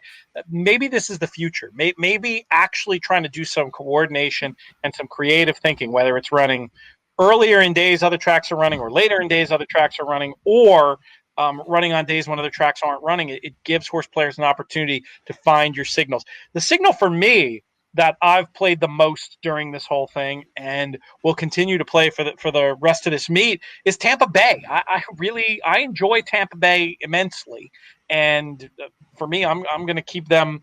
Definitely going to keep them on my radar this year and going forward. They've been a great partner to the podcast. We've done a couple of shows for them, but beyond that, I've just had a lot of fun betting it in a future world. I want to go and check it out too. It sounds like a great place to experience the race. It's kind of an old timey feel, and I'm a Grunder fan. And some people, whatever.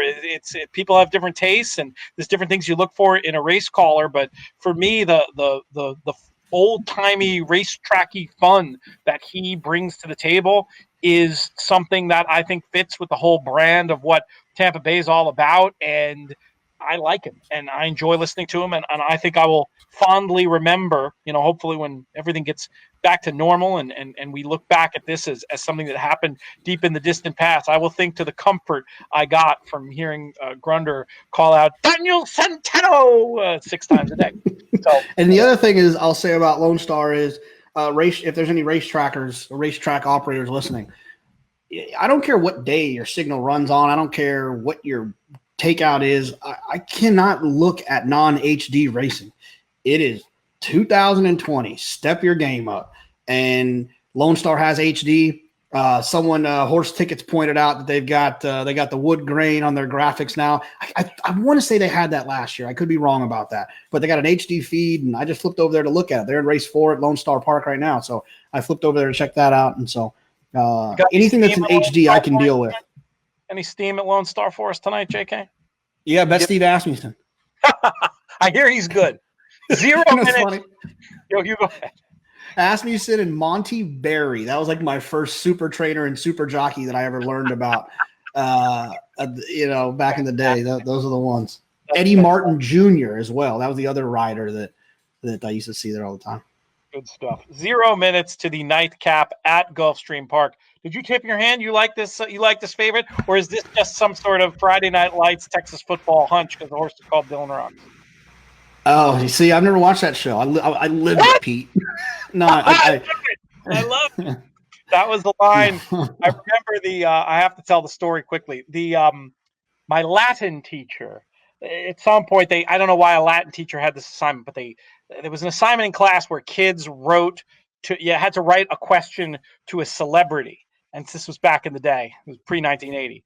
Somebody wrote to, I was not, I was not in high school then, JK, contrary to what you think. Boomer. This was told to me, 10 years later.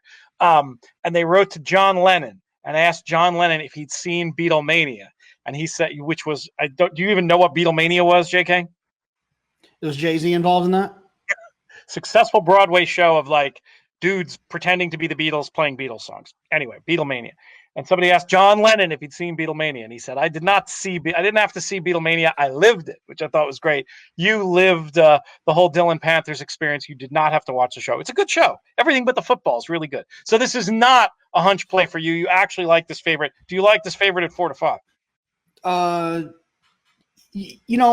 I feel a little bit more confident at 4-5. I thought we were going to be a little bit longer. I thought maybe 2-1 or something. I thought the maker, the 10-horse first-time turf was going to take some money. The fact that Dylan Rocks is being bet the way that Dylan Rocks is, it makes me feel pretty good. I mean, I can't imagine how this horse doesn't get a great trip. No offense to Paco, but Irad did win like 5 Breeders' Cup races, so I think it's fair to say it's a rider upgrade to Irad in here. And I just thought this horse was going to be tough in this spot, get a great trip. Irad rides so confidently. You get guys who are scared to get taken off of horses. You get guys that are scared when they get back and they jump off the horse, they're going to get yelled at by a trainer or an owner, or they're going to get fired, or they're never going to ride again. Those are guys that can really mess up pocket trips like that. These confident guys like Irad who's going to ride in every Breeders' Cup race he wants to, regardless of what happens in the 10th at Gulfstream today. Those are the kind of guys that I trust that are going to get me the trip that I want. So I'm not concerned about it at all. But don't let me forget, we got a couple of questions, but we can get to them in a second if we need to. Yeah, I just want to underline your point that it is a funny thing, and maybe there's a life lesson in it too. The more you try not to screw up, the more likely you are to screw up. And there really is, I think, something that idea. Yeah, try to bet one day. Try to bet one day, and your goal is to not lose money, and see how that goes. That can be what it is like for riders either on cold streaks or trying to break in. The confidence that you can ride with, and we've heard our jockey colleagues and interviewees and friends talk about this. When you can ride with confidence, you can sometimes, it sounds flaky, but I swear it's true, transfer that confidence to the horse, and it just comes out in the kind of trip you're going to get a lot of times. So that's very interesting. I thought that the 5-1 is actually real good on the maker runner. I thought this horse was going to be 3-1, so I didn't want to pick Star of Stars, but at 5-1, I'm going to make a little bit of a wager here. Probably will come in a little bit, but I don't think that's too bad on one that I think is going to take to the turf just fine. And I think could also get a pretty decent second flight type trip here. You thought he was going to be 3-1 because you thought he was going to run well off the long layoff and he was going to like the turf. The fact that he's 5-1 suggests that he's not going to like the turf or he's not ready off the layoff. That's how my brain sees it. Yeah, but I probably just put him in the winner's circle. It's a valid point. I mean, I do believe in tote signal with first-time starters and layoffs more than I do with most runners. To me, though, the 5 is like too much. It's enough that I really feel confident I'm getting a good price. I will feel bummed if it comes into 4-1, 7-2, being in like what I might call the reverse sweet spot, where there is maybe a little bit of that negative tote signal and not enough value. I'm going to take a shot anyway. I'm not making it very large. It's not my biggest bet of the day. Let's put it that way. But I'll take a little nibble here. Because I don't feel like I have to root for you that much. The way the way your tickets look, you know what I'm saying? Like I don't know that it's not going to mean that much to you to get this 4-5 shot in for the contest. So I don't feel like a jerk betting against you. No, yeah, do your thing. I'm not worried about it. But I'm fine. I'm good with. Tom Arndt. I just saw Tom Arndt's name on the list. That's a name I haven't seen since the World Horseplayers Tour. I did run into him at least once since then. Very nice guy, old school horse player who was it was great having him as part of that show. I saw you sent around the World Horseplayers Tour, JK, earlier in the week. You get any interesting, anybody seeing it for the first time? Anybody asking any questions that you feel like answering as we're about 3/4 of the way loaded? Quick load here at Gulfstream. Well, one person asked why hasn't it happened yet, and it's a really simple and quick answer. Is that initial contest was essentially takeout free. That there was no prize money that was funded by the players. That prize money was given from the World Horse Players Tour, and essentially the World Horse Players Tour needs a partner in which to be able to find someone to pay that prize money. The goal is for the players to not have to pay for the prize money anymore. So, obviously the world has seen some things over the last 2 years that have, kind of confused that. So that's the only question I really saw, and that's the answer to it. And it's something we continue to work on, and they're off. It will ride again, would be my prediction as far as that goes. Quicker up front than maybe I was anticipating, but the favorite does have a pretty good spot going forward on the inside and surrounded by 45-1, 99-1, and 99-1. I've heard you make this observation before, JK. When you're on a horse and position like Dylan Rocks is here and the horses ahead of you are those kind of prices, how do you do it? I put my hand up over those horses and I pretend that IRAD's loose on the lead. and very often, and maybe we're going to put one of these bombs into the winner's circle. Very often that's the way it pans out. And it does look, from looking at IRAD's hands here, he's riding as if those three horses aren't there and that he is loose on the lead. And when you look at this race that way, it's looking pretty good. And fractions look very honest. It'll be interesting to see if my 10 can make a little bit of a run here. Certainly has had a pretty nice setup, but you're getting a great trip with your 3 to 5. The only problem here is if IRAD gets stuck in behind horses, right? But I would imagine that at this point he's not going to happen. He's going to get out clear here. I'm on I'm on a slower feed, so gotcha. So people are like, Jonathan, he's out. Yeah, I mean, it would take some, and you don't want to jinx anybody, but it would take some serious doing to lose from here. Makes the 3 to 5 look like a gift in the end. The one's running, but he's not. I don't think there's enough room. I think you win by a full 2 lengths. Fully. So I think the question that came in, it does have something to do with this. I think we should probably hit it before we transition over to the next race at Santa Anita. And we got also, we got 4 or 5 minutes. The question is, what do we look at for breeding info for Tomlinson ratings? Answer. Sorry to our friends with the letters. Absolutely not for me. Could care less. I think it's just obsolete. I'd much rather do what I'm going to tell you I do. And when it comes to surface and distance and all that stuff, the first thing and the most important thing I do is that the common denominator in so often in breeding is the sires.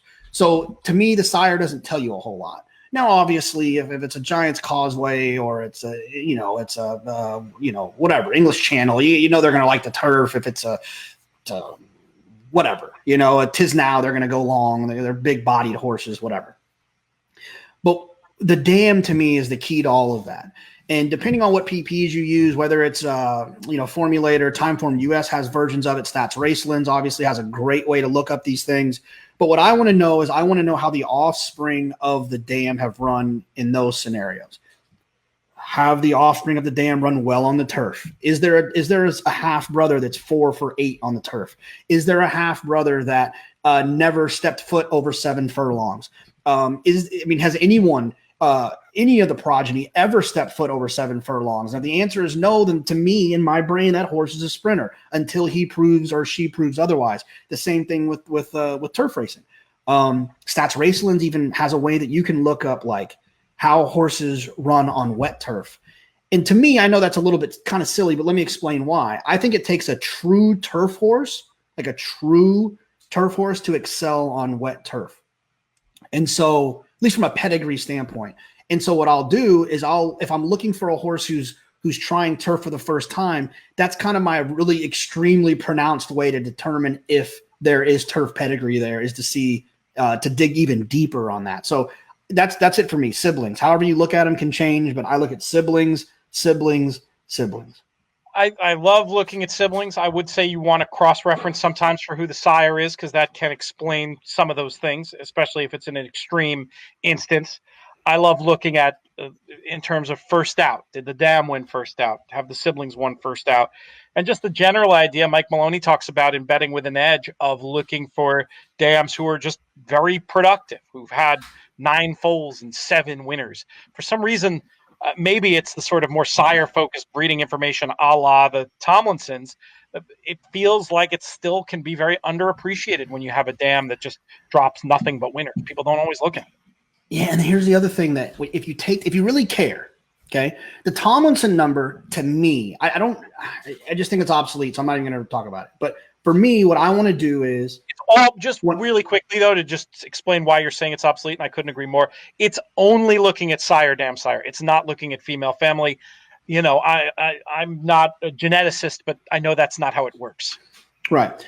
But here's the other thing you can do, though, is even if you just look at any kind of ratings, turf percentage, even percentages can be dangerous because so you're telling me that if a dam had a horse that broke their maiden on the dirt, switched to the turf, and ran second 3 times in grade 1s with awful trips, that horse didn't like the turf because he didn't win. Right. So the percentage doesn't count. So I think that sometimes – obviously the lineages can get really long and the siblings can get very deep. But if you really want to know if a horse is going to like the turf, click on 2 or 3 siblings and look at their past performances. Look at what they actually did. I agree completely. I'm sorry to cut you off, but they are beginning to load. I want to give our thoughts here. I was, another in a series of 5-2 shots I've been talking about today. King of Speed, I thought looked very, very interesting for Jeff Bondy, Mike Smith in the irons. Second time off the layoff, stretching. Love the 4. I just wanted people to be able to construct tickets. Love the 4. You love the 4. Give us the case.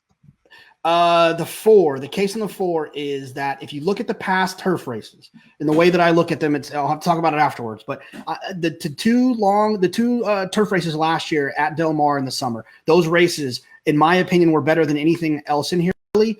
And the fact that horse came back and ran so well in February turf sprinting, to me, I think the horse run well. All right, they are off at Santa Anita, and it looks like is it the proper favorite? Yes, the clear favorite for Richard Mandela, Odysseus, out there on the lead. King of Speed chasing just off in second. Ended up going off at 4-1 to 7-5 on Odysseus. What did you think of the favorite in here? I mean, to me, looked like one of the ones just looked over bet. I had nothing against 100%. Yeah, no, absolutely can win. A very likely winner, lightly raced. All those things that they're like, oh, this one might be a real one.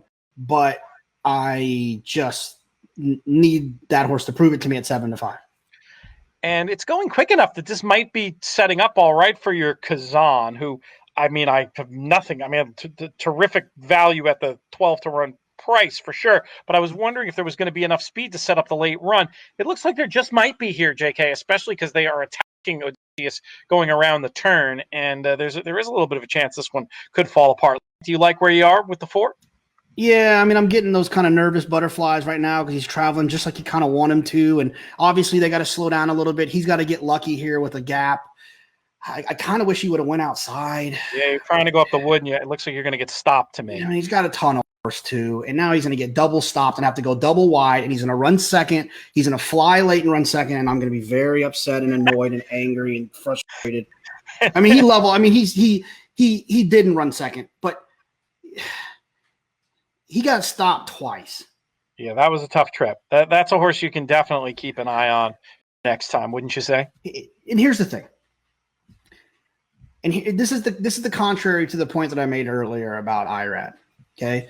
And look, Tiago does just fine out there. So I'm not picking on Tiago, but I'm just saying in Tiago's mind, they don't want to lose ground in turf races because they get attacked by either owners that don't know what they're looking at or trainers that are frustrated because they got beat. And so what they do is they get themselves in these situations where they think they're doing something brilliant by sticking a horse down on the fence and leaving them there the entire time because at least they can say when they jump off, boss, I was just trying to save ground. But IRAD and that's well, not IRAD. IRAD does bonehead things too. Everyone does. I do bonehead things. We all do bonehead things. But IRAD or Joel or Johnny or someone who just they don't care. They're Hall of Famers. They're going to be Hall of Famers. They're riding 17 Breeders' Cup races. They tip out there and just go wide. And if they get yelled at, they say, "Look, man, I did what I could do. I did what I could do. I tried to go outside. I didn't want to get stuck in behind horses." And I feel like that's what happened right there. He just tried to get cute staying inside. He should have just tipped out and tried to run around those horses. But like I said, never sat on one of their backs before. But good for Dan Blacker. Found little enough that it's tough to know how much it mattered, but it was not a good trip. And if you like the horse and at the price the horse is going to be the next time, you've got to keep him on a watch list. That is true. You have to be careful when you see a horse who has trouble and then doesn't find.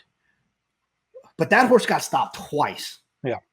Believe me, I'm saying you can excuse it, but it would have been a little bit, if the horse had run second, like you said, I would be much more down with the horse was best and would have won today. I do not think you can say that, but I think you got to say, hey, this is a horse who deserves another look. That's where I would draw that line. Do you agree? Austin's fired up about some pack he just got on Madden, and he didn't care what we were doing. He was going to tell me about it. I didn't even hear. I didn't even hear. Oh, I muted it because he was carrying on about Ezekiel Elliott and who else? Mark Andrews. He's got some. Anyways.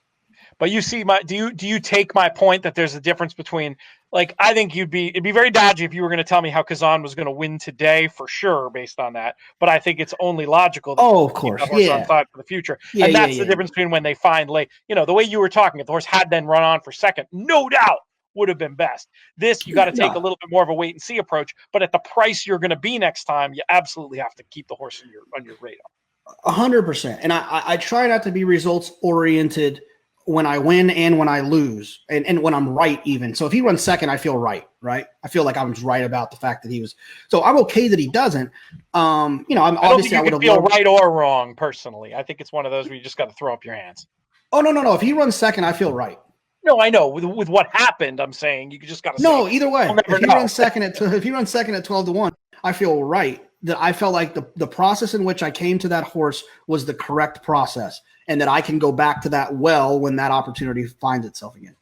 I feel bad about missing this winner, honestly. This horse looked so good the week of the Breeders' Cup. There was so much buzz about Hit the Road and didn't run all that badly, all things considered. Coming back off the long layoff, that was certainly a question. But then you go and you look up at the board and you hear this horse that was fancied for a proper grade 1 winning at 6-1. And I didn't even think to at least give the horse a call in our pre-race analysis of it. Makes me feel a little bit silly. What did you think of Hit the Road in this spot? Yeah, no, I mean, when I saw that Dan Blacker was there, we actually hung out with Dan Blacker at right after Pegasus. And it was the first time I'd ever met him. And very charming man, and very, I was rooting for him every time I see him with one. I saw the horse and I thought the exact same thing. When a horse is like a buzz horse and like the kind of wise guy horse, and that's who this horse was for the juvenile turf. I just mental note, remember when they come back around, and I fell in love with Kazan off of all that story that I had kind of told you a little bit. And, there it is. The other issue for me was looking at this race. It was coded on time form as a favors on or near the lead, and this horse projected to be last. So that always is going to I'm going to have to work a little bit to come around to them. And yeah, I thought you made a great point about Kazan potentially being the best closer. But moreover, I just saw the race unfolding that it would turn into Odysseus versus King of Speed. They went too fast for that to happen. It brought Hit the Road into play. But for this horse to win in this situation off the bench, I mean, this is one graded stakes are going to be on the horizon. We'll see. And this is a case where I really want to see how all the figures come back before I'd make any kind of prediction about how Hit the Road is going to fit in those races. But I think it's pretty clear they're going to be in his future. No, for sure. No, without a doubt. I mean, he was knocking on the door he's a stakes horse before this race. And, for his comeback and his, getting back in the winner's circle, getting his picture taken, I think that there's definitely going to be a future for him, especially out on the West Coast. Incredible finish to this contest, JK. We finally, in all the weeks of doing this, and with the $10,000 on the line, we've got a lot of different ways this can go. Now, there's some blocking going on, so we're going to have to look. But it feels like 7 different people, maybe not that many, but a lot of different people have a chance to get this $10,000 prize. I'm going to read down the top 10 with scores, which is going to give you a chance to figure out how many people are drawing live to win the $10,000 Breeders' Cup Betting Challenge. So you up for this, or is this too close to a situation of JK tries math fails? No, you waited. You drug that out long enough to let me see who crossed the wire first at Churchill, and now I'm back with you, Big Daddy. Here we go. How are you doing? Are you alive? I'll read the top 10, so you have a chance to look at the leaderboard. I hit your pick doing? A little bit. Yeah, hit pick four just okay. Yeah, pick four. Yeah, made money, came back. All right, all good. Oh, you hit. It's already over, and you hit. It's over. Yeah, it's over. Last race just crossed the wire. I didn't realize we've been on the air that long. I'm going to go Italian with Chris's last name and say Chris Chinamo in first right now with 57.80. Just 40 cents behind in second, Russ Priola, 57.40. In third, Mark Winland, 54.80. Gwyn Houston, we talked about before, in fourth, 53.60. The aforementioned Chris Couples in fifth, 52.40. Stephen McNathan, 51.80 in sixth. Matt Vagvolgi, frequent contributor to the In the Money Network, helped me out with this Golden Gate preview that will be meet preview that we'll be publishing very shortly on the attheraces.com website. We'll also link to that over at inthemoneypodcast.com. He's in seventh with 50-40, drawing live. Tony Joe, we've talked about endlessly, including earlier on this show, 49.20 for Tony. He's clear with the six. The six looks like that'll easily get him to the top. If the six wins, Tony Joe gets probably another $10,000 Breeders' Cup Betting Challenge seat. I'm pretty sure he has at least one already. Sean O'Malley, our longtime leader, in ninth, in a tie with Tony, 49.20. He is not drawing live for the win because Matt Vagvolgi also has the one and has him beat by a matter of cents, but a chance to get that partial entry for Sean, which would be a result. Ryan McCarthy, who I believe was a guest on Redboard Rewind with Spencer Luganbuehl this week, he's having a good day. $48. He's double blocked from the top spot, but a chance to get a piece of that breakage we talked about. And it goes on from there. You can check out the leaderboard if you're curious. If you go over to horseplayers.com and click their leaderboard for the drop down. What do you think, JK? Who's going to win? How many players are drawing live? Who's going to win this thing? There's a bunch drawing live. And I'm not going to say names. I'm just going to say, well, yeah, I'll just say maybe first names or whatever. Russell, Mark, Gwyn, Chris. If they hit, I guess Chris doesn't. Chris and Mark don't because they're blocked by someone in front of them having the horse that they have, the 3 and the 8. The 3 and the 8 win. Not Chris, our leader. Chris Couples, you're talking about. Chris Couples, yes. Stephen McNathan is nowhere there. He's playing for breakage. He's got the 9, who's the 7-5 favorite. Matt Vagvolgi can get the job done if he wins. The interesting thing about Russell is that with the 9 running out and the 8 running second, obviously he still wins. Actually, I think the 9 could win and the 8 could run second, and I still think he might win. How about this? This is a great fact. Now, this might be in favor. You and I both talked about how we didn't necessarily believe in the bomb in the last leg of a pick and pray before. But Tommy Massis, in 67th place, appears to be drawing live with the 5. Of course he is. So I mean, maybe that's the advantage when you're really talking about taking a right. But so here's another example: 50-1. Chris Podrats, who is one of the best players in the world. I don't question his reasoning for using the 2, but he's got the 2 at 25-1. He doesn't need the 2 at 25-1. There's probably 4 or 5 other horses on the board that he could have had. Now, I trust me. If Chris picked the 2, he wants the 2, and in most situations, he might not even trade that position now. But that's kind of the problem is that sometimes you can outkick your coverage, as it were, if you are reaching for something that just because of the number, you need to make sure it's something that you like. Tommy could have 0 and be drawing live, which is just funny.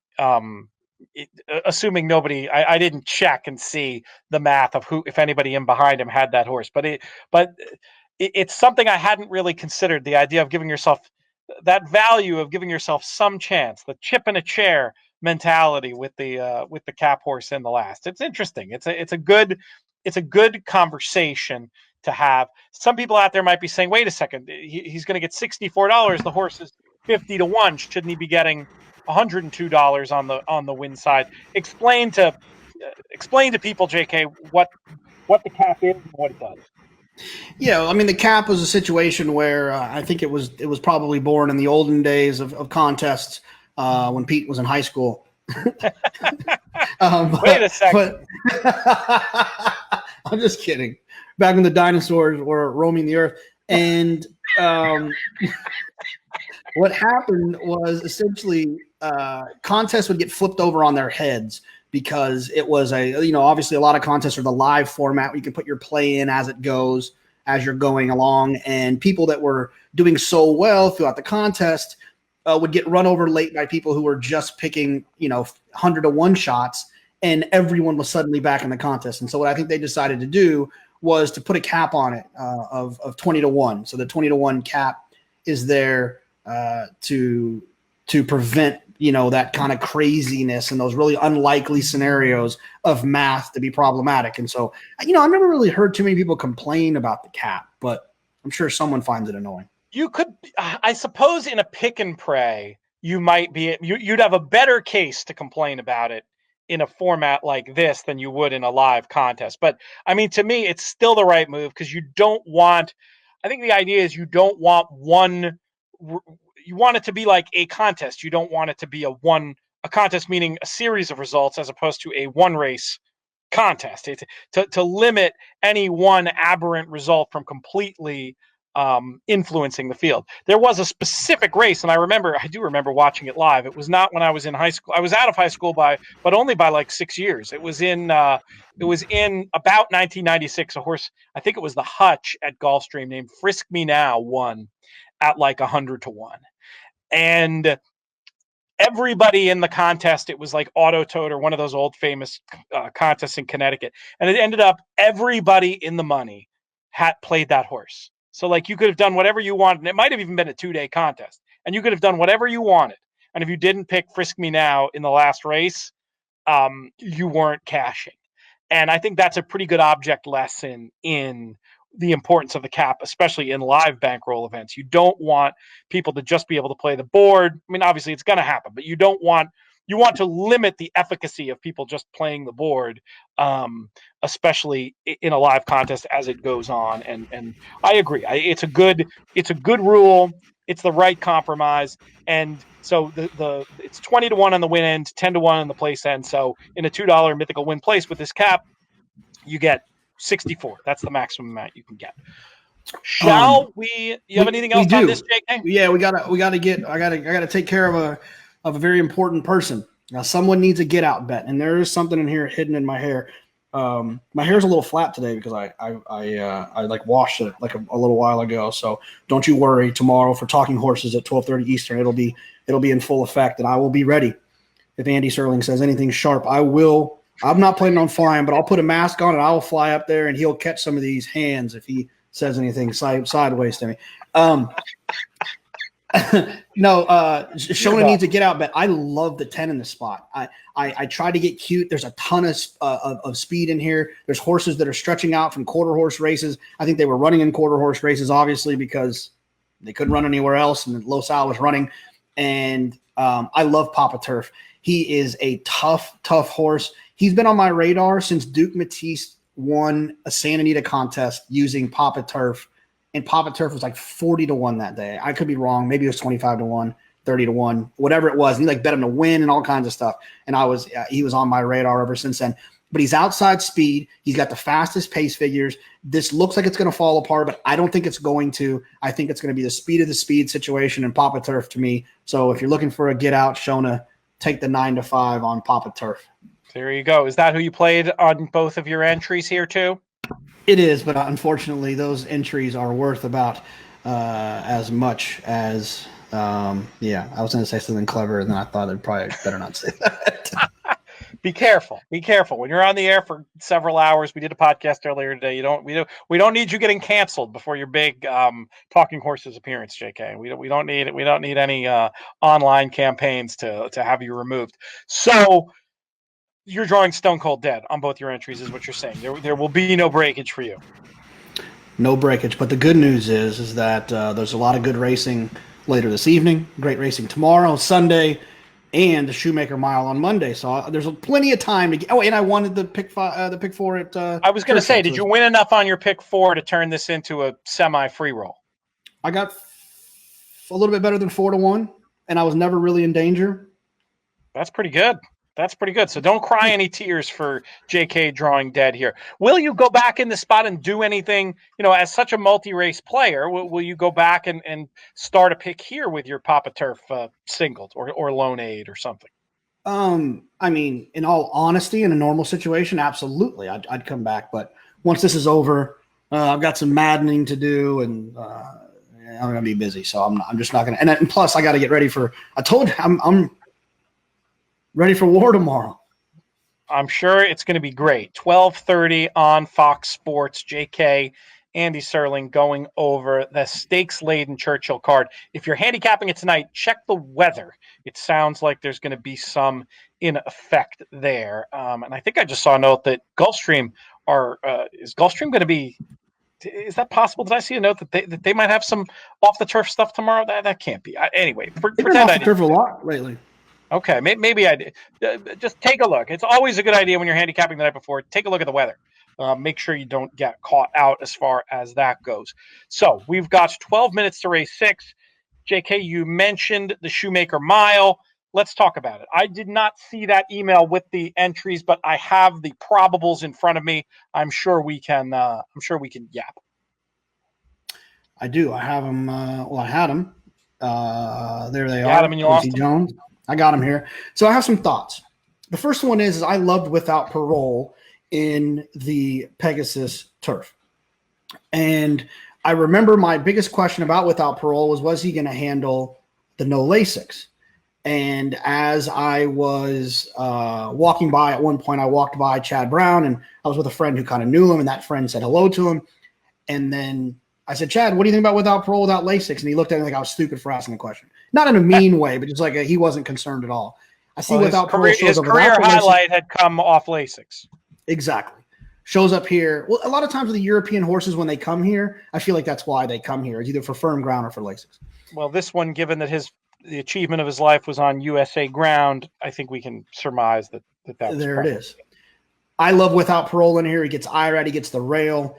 I think the mile is going to be great for him. Next Shares needs a little cut in the ground. Voodoo Song, phenomenal, cool horse. But last time I checked, Arcadia is nowhere near Broadway. If you've never been to Saratoga, you don't know that there's Broadway, and you don't know the Voodoo Song only wins at Saratoga. War of Will, I think, is super interesting because War of Will was 10-1 in his comeback race at Gulfstream and scratched when they heard that Santa Anita was going to be opening, and is coming out here to run in a grade 1 on the turf, which I think is a little beat on my chest. And I would pay attention to that for sure. And Raging Bull is another one who I've always kind of been against for various reasons. Christina Helmer's favorite horse. Christina. Sentimental Christina. favorite. Yeah, Christina. Yeah. Christina, the actual, this is, my friend who, we were talking before about service industry workers and the tough times they're having. Maybe she can get some scratch back betting on her favorite horse in the Shoemaker Mile. Would you advise it, JK? Yeah, I look, when it comes, and I love my California racing, I love my California horsemen, but when the East Coast puts these beasts on a plane and comes out there to run on the turf, it's their race to lose. And look, I feel the same way about the dirt sprinters that get on a plane to come out east from the west. If Without Parole, War of Will, Raging Bull, or March to the Arch don't win, then I won't win. So that'll be. It's too early we don't even have a draw yet, right? Yeah, I don't have PPs in front of me, but I'm. Look, I think we have post positions. Yes, Without Parole drew the 1. The 2 is True Valor for Qatar Racing and Simon Callahan. The 3 is Next Shares for Richie Baltus, and those famous silks that Big Brown wore, the white with the blue stars, the red hoops on the sleeves. Some of my favorite silks. I love those silks. Voodoo Song, talking about silks and fashion. Barry Schwartz's horse, who's now with Richard Mandela, will have Mike Smith aboard. War of Will, obviously, is magnificent in what he did in the Preakness. Blitzkrieg is in the 6 with Drayden Van Dyke for Doug O'Neill. Majestic Eagle in the 7 for Neil Drysdale. Raging Bull for Chad Brown gets Joel Rosario in the 8. March to the Arch, Live Oak Plantation. I like those silks as well. The white with the red dots. Love this. Mark Cassidy gets Victor Espinoza. Tyler Gaffleone's going to watch this race very annoyed as the regular rider of March to the Arch and War of Will. I would imagine there's something to do with the state of this world as to why he is not going to be out there. The 10 Neptune Storm, Richie Baltus, and the 11 River Boyne, Jeff Mullins. Is a horse that almost helped me get home in the NHC, almost helped me make the final table. River Boyne was the winner of a mandatory race and a very cool horse in his own right, but he's going to have his hands full with the invaders from the East Coast. So let's talk another minute about Without Parole. You said what Chad Brown's reaction is. You heard what my reaction is. You look at the running line, the horse in the Pegasus World Cup, and it doesn't seem crazy, the idea that the horse might have bled. Sometimes when they show speed and empty out like that, that can be what it is.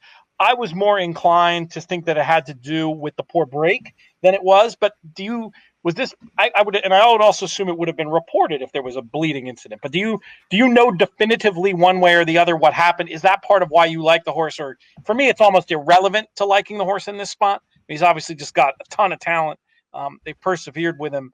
I've got to think you're going to see something much better. But is part of your case for him still thinking that you might have been right about him being a bleeder when he doesn't have the laces? No, I don't. I mean, I'm the whole LASIK discussion, the bleeding. I'm over it. I think he's fine. I'm not even worried about it anymore. It was a concern that I had that day, not a concern I have now at all. I think he's gonna. Look, these horses are absolutely trained to get covered up and run. And he, from the inside post with IRAD, I mean, if you talk about getting covered up, this thing's going to be tucked in there on both turns and be covered up. And IRAD's going to pop him out to produce that one run, and you're going to see an explosion. I mean, I love this horse in here. His last, 1, 2, 3, 4, 5, 6, 7, 8, 9 works have been all at Palm Meadows on the turf. He's been working with Instilled Regard. You can check those videos out on XBTV. It's some of my favorite things to do is to watch these horses. Like I said, he gets IRAD. He's going to be just fine. I really do. I like him in this spot. And look, he ran a unbelievable race getting beat by Uni in the Breeders' Cup Mile, and that happened to take place on the exact same turf course we're talking about. I remember thinking that day at Ascot, I guess it was the St. James Palace a couple of years ago, perhaps, that when it was such USA ground that this, and obviously being a Juddmonte runner, that this horse was going to be a Grade 1 winner in North America. I see no reason to get off that prediction now. What kind of price? I mean, it's a loaded sounding group. There's going to be a lot of hype on War of Will. What kind of price do you think we can get on Without Parole in this spot? No, with War of Will, he'll be that 5, 6, 7 to 1 thing. He'll get that extra little bump because of his name, but he's not going to be favored over. I would imagine without. Of course, I minimized that window with the thing. Give me 12 seconds. I would think Without Parole will probably be favored. I'm guessing. Okay, 5 to 2-ish favorite or longer. Yeah, 5 to 2-ish. I'm not good at this game. Raging Bull will be the second choice, I think. I think Chad's 2 horses will be the first and second choice. And then I think we would see a horse like maybe River Boyne, March to the Arch. March to the Arch hasn't done a lot lately, though. So River Boyne probably will be in there next. Next Shares has won a couple. I think he won a Grade 1 in California. I think if I'm wrong about that, I'm looking at that's correct. A pocket program. And so yeah, I mean, I think Without Parole will be the favorite. Look, Chad's come over there and scooped way too many Grade 1s for people to not be paying attention to that at this point. What is your work schedule? You mentioned we mentioned what you're doing tomorrow with the Talking Horses appearance and being on Fox. Are you and or Fox covering these Grade 1 action on Monday, including the year's first win in your in race for the Breeders' Cup? Well, we are not. We are doing we're Churchill tomorrow, Churchill and Tampa tomorrow.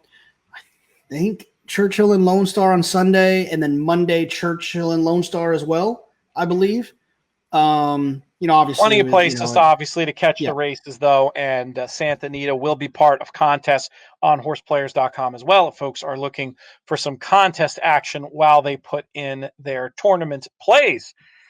I hate post drag so much, JK. I felt like I was like completely ready to broadcast until about 6:05, and getting these last 6 minutes isn't going to be easy. I Three just minutes to saw post for the anchor. I Like what just you I just saw a note from our boy in the chat, Averill Racing. It Oh, says nice. JK is a clown emoji. Oh my goodness gracious. So he, this is he's with friends he's an like this, who honorary needs one. enemies? With friends like this, who needs enemies? He did say that he thinks they're going to be on the turf tomorrow, and Good. their trusty little stallion Pay Any Price is meant to run tomorrow in the 10th. So what a Fantastic. cool horse he is. We'll be rooting for him. We do have some international viewers here too. And I should point out that you're not the only one on TV tomorrow. I will be on Sky Sports Racing. It's interesting. You know, I had to switch my shift. I was initially supposed to be on today and was off tomorrow. And I switched to do this shift. If Matt had, bailed and I had bailed, you would have just had to filibuster this whole time. That would have been entertaining. It's been me and Austin. We've been posted up, giving out favorites and playing Madden. It's one thing doing a 2-hour plus show on JK plus one, but when it's just JK, you'll find it's not so easy. Oh, trust me. The 4-minute intros I do to this show, I start feeling like I'm swimming. You've done great. Honestly, they've been a pleasure. I enjoy your trolling of me at the beginning of every show. I like that tradition. I think you should keep it going. My girlfriend Casey, she messaged me the other day, or she called me, and she goes, "Hey, what's going on with Pete? Like, is everything okay? Like, I hadn't." She goes, I didn't see him on the stream last week, and then I keep hearing you do this. She thought you fired me. Casey, don't worry, he doesn't have that kind of juice.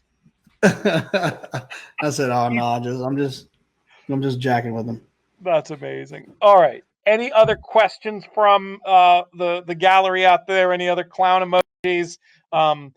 Is Tommy feeling hard done? What else can we share with the people in the 2 minutes we have until this 6th race at Santa goes off? For those just joining the show, JK, all over Papa Turf in this spot, drawing dead in the contest. We've got a whole array of people drawing live for this $10,000 Breeders' Cup betting challenge seat. We'll know in just a couple minutes who's going to get it. But anything else out there in the world?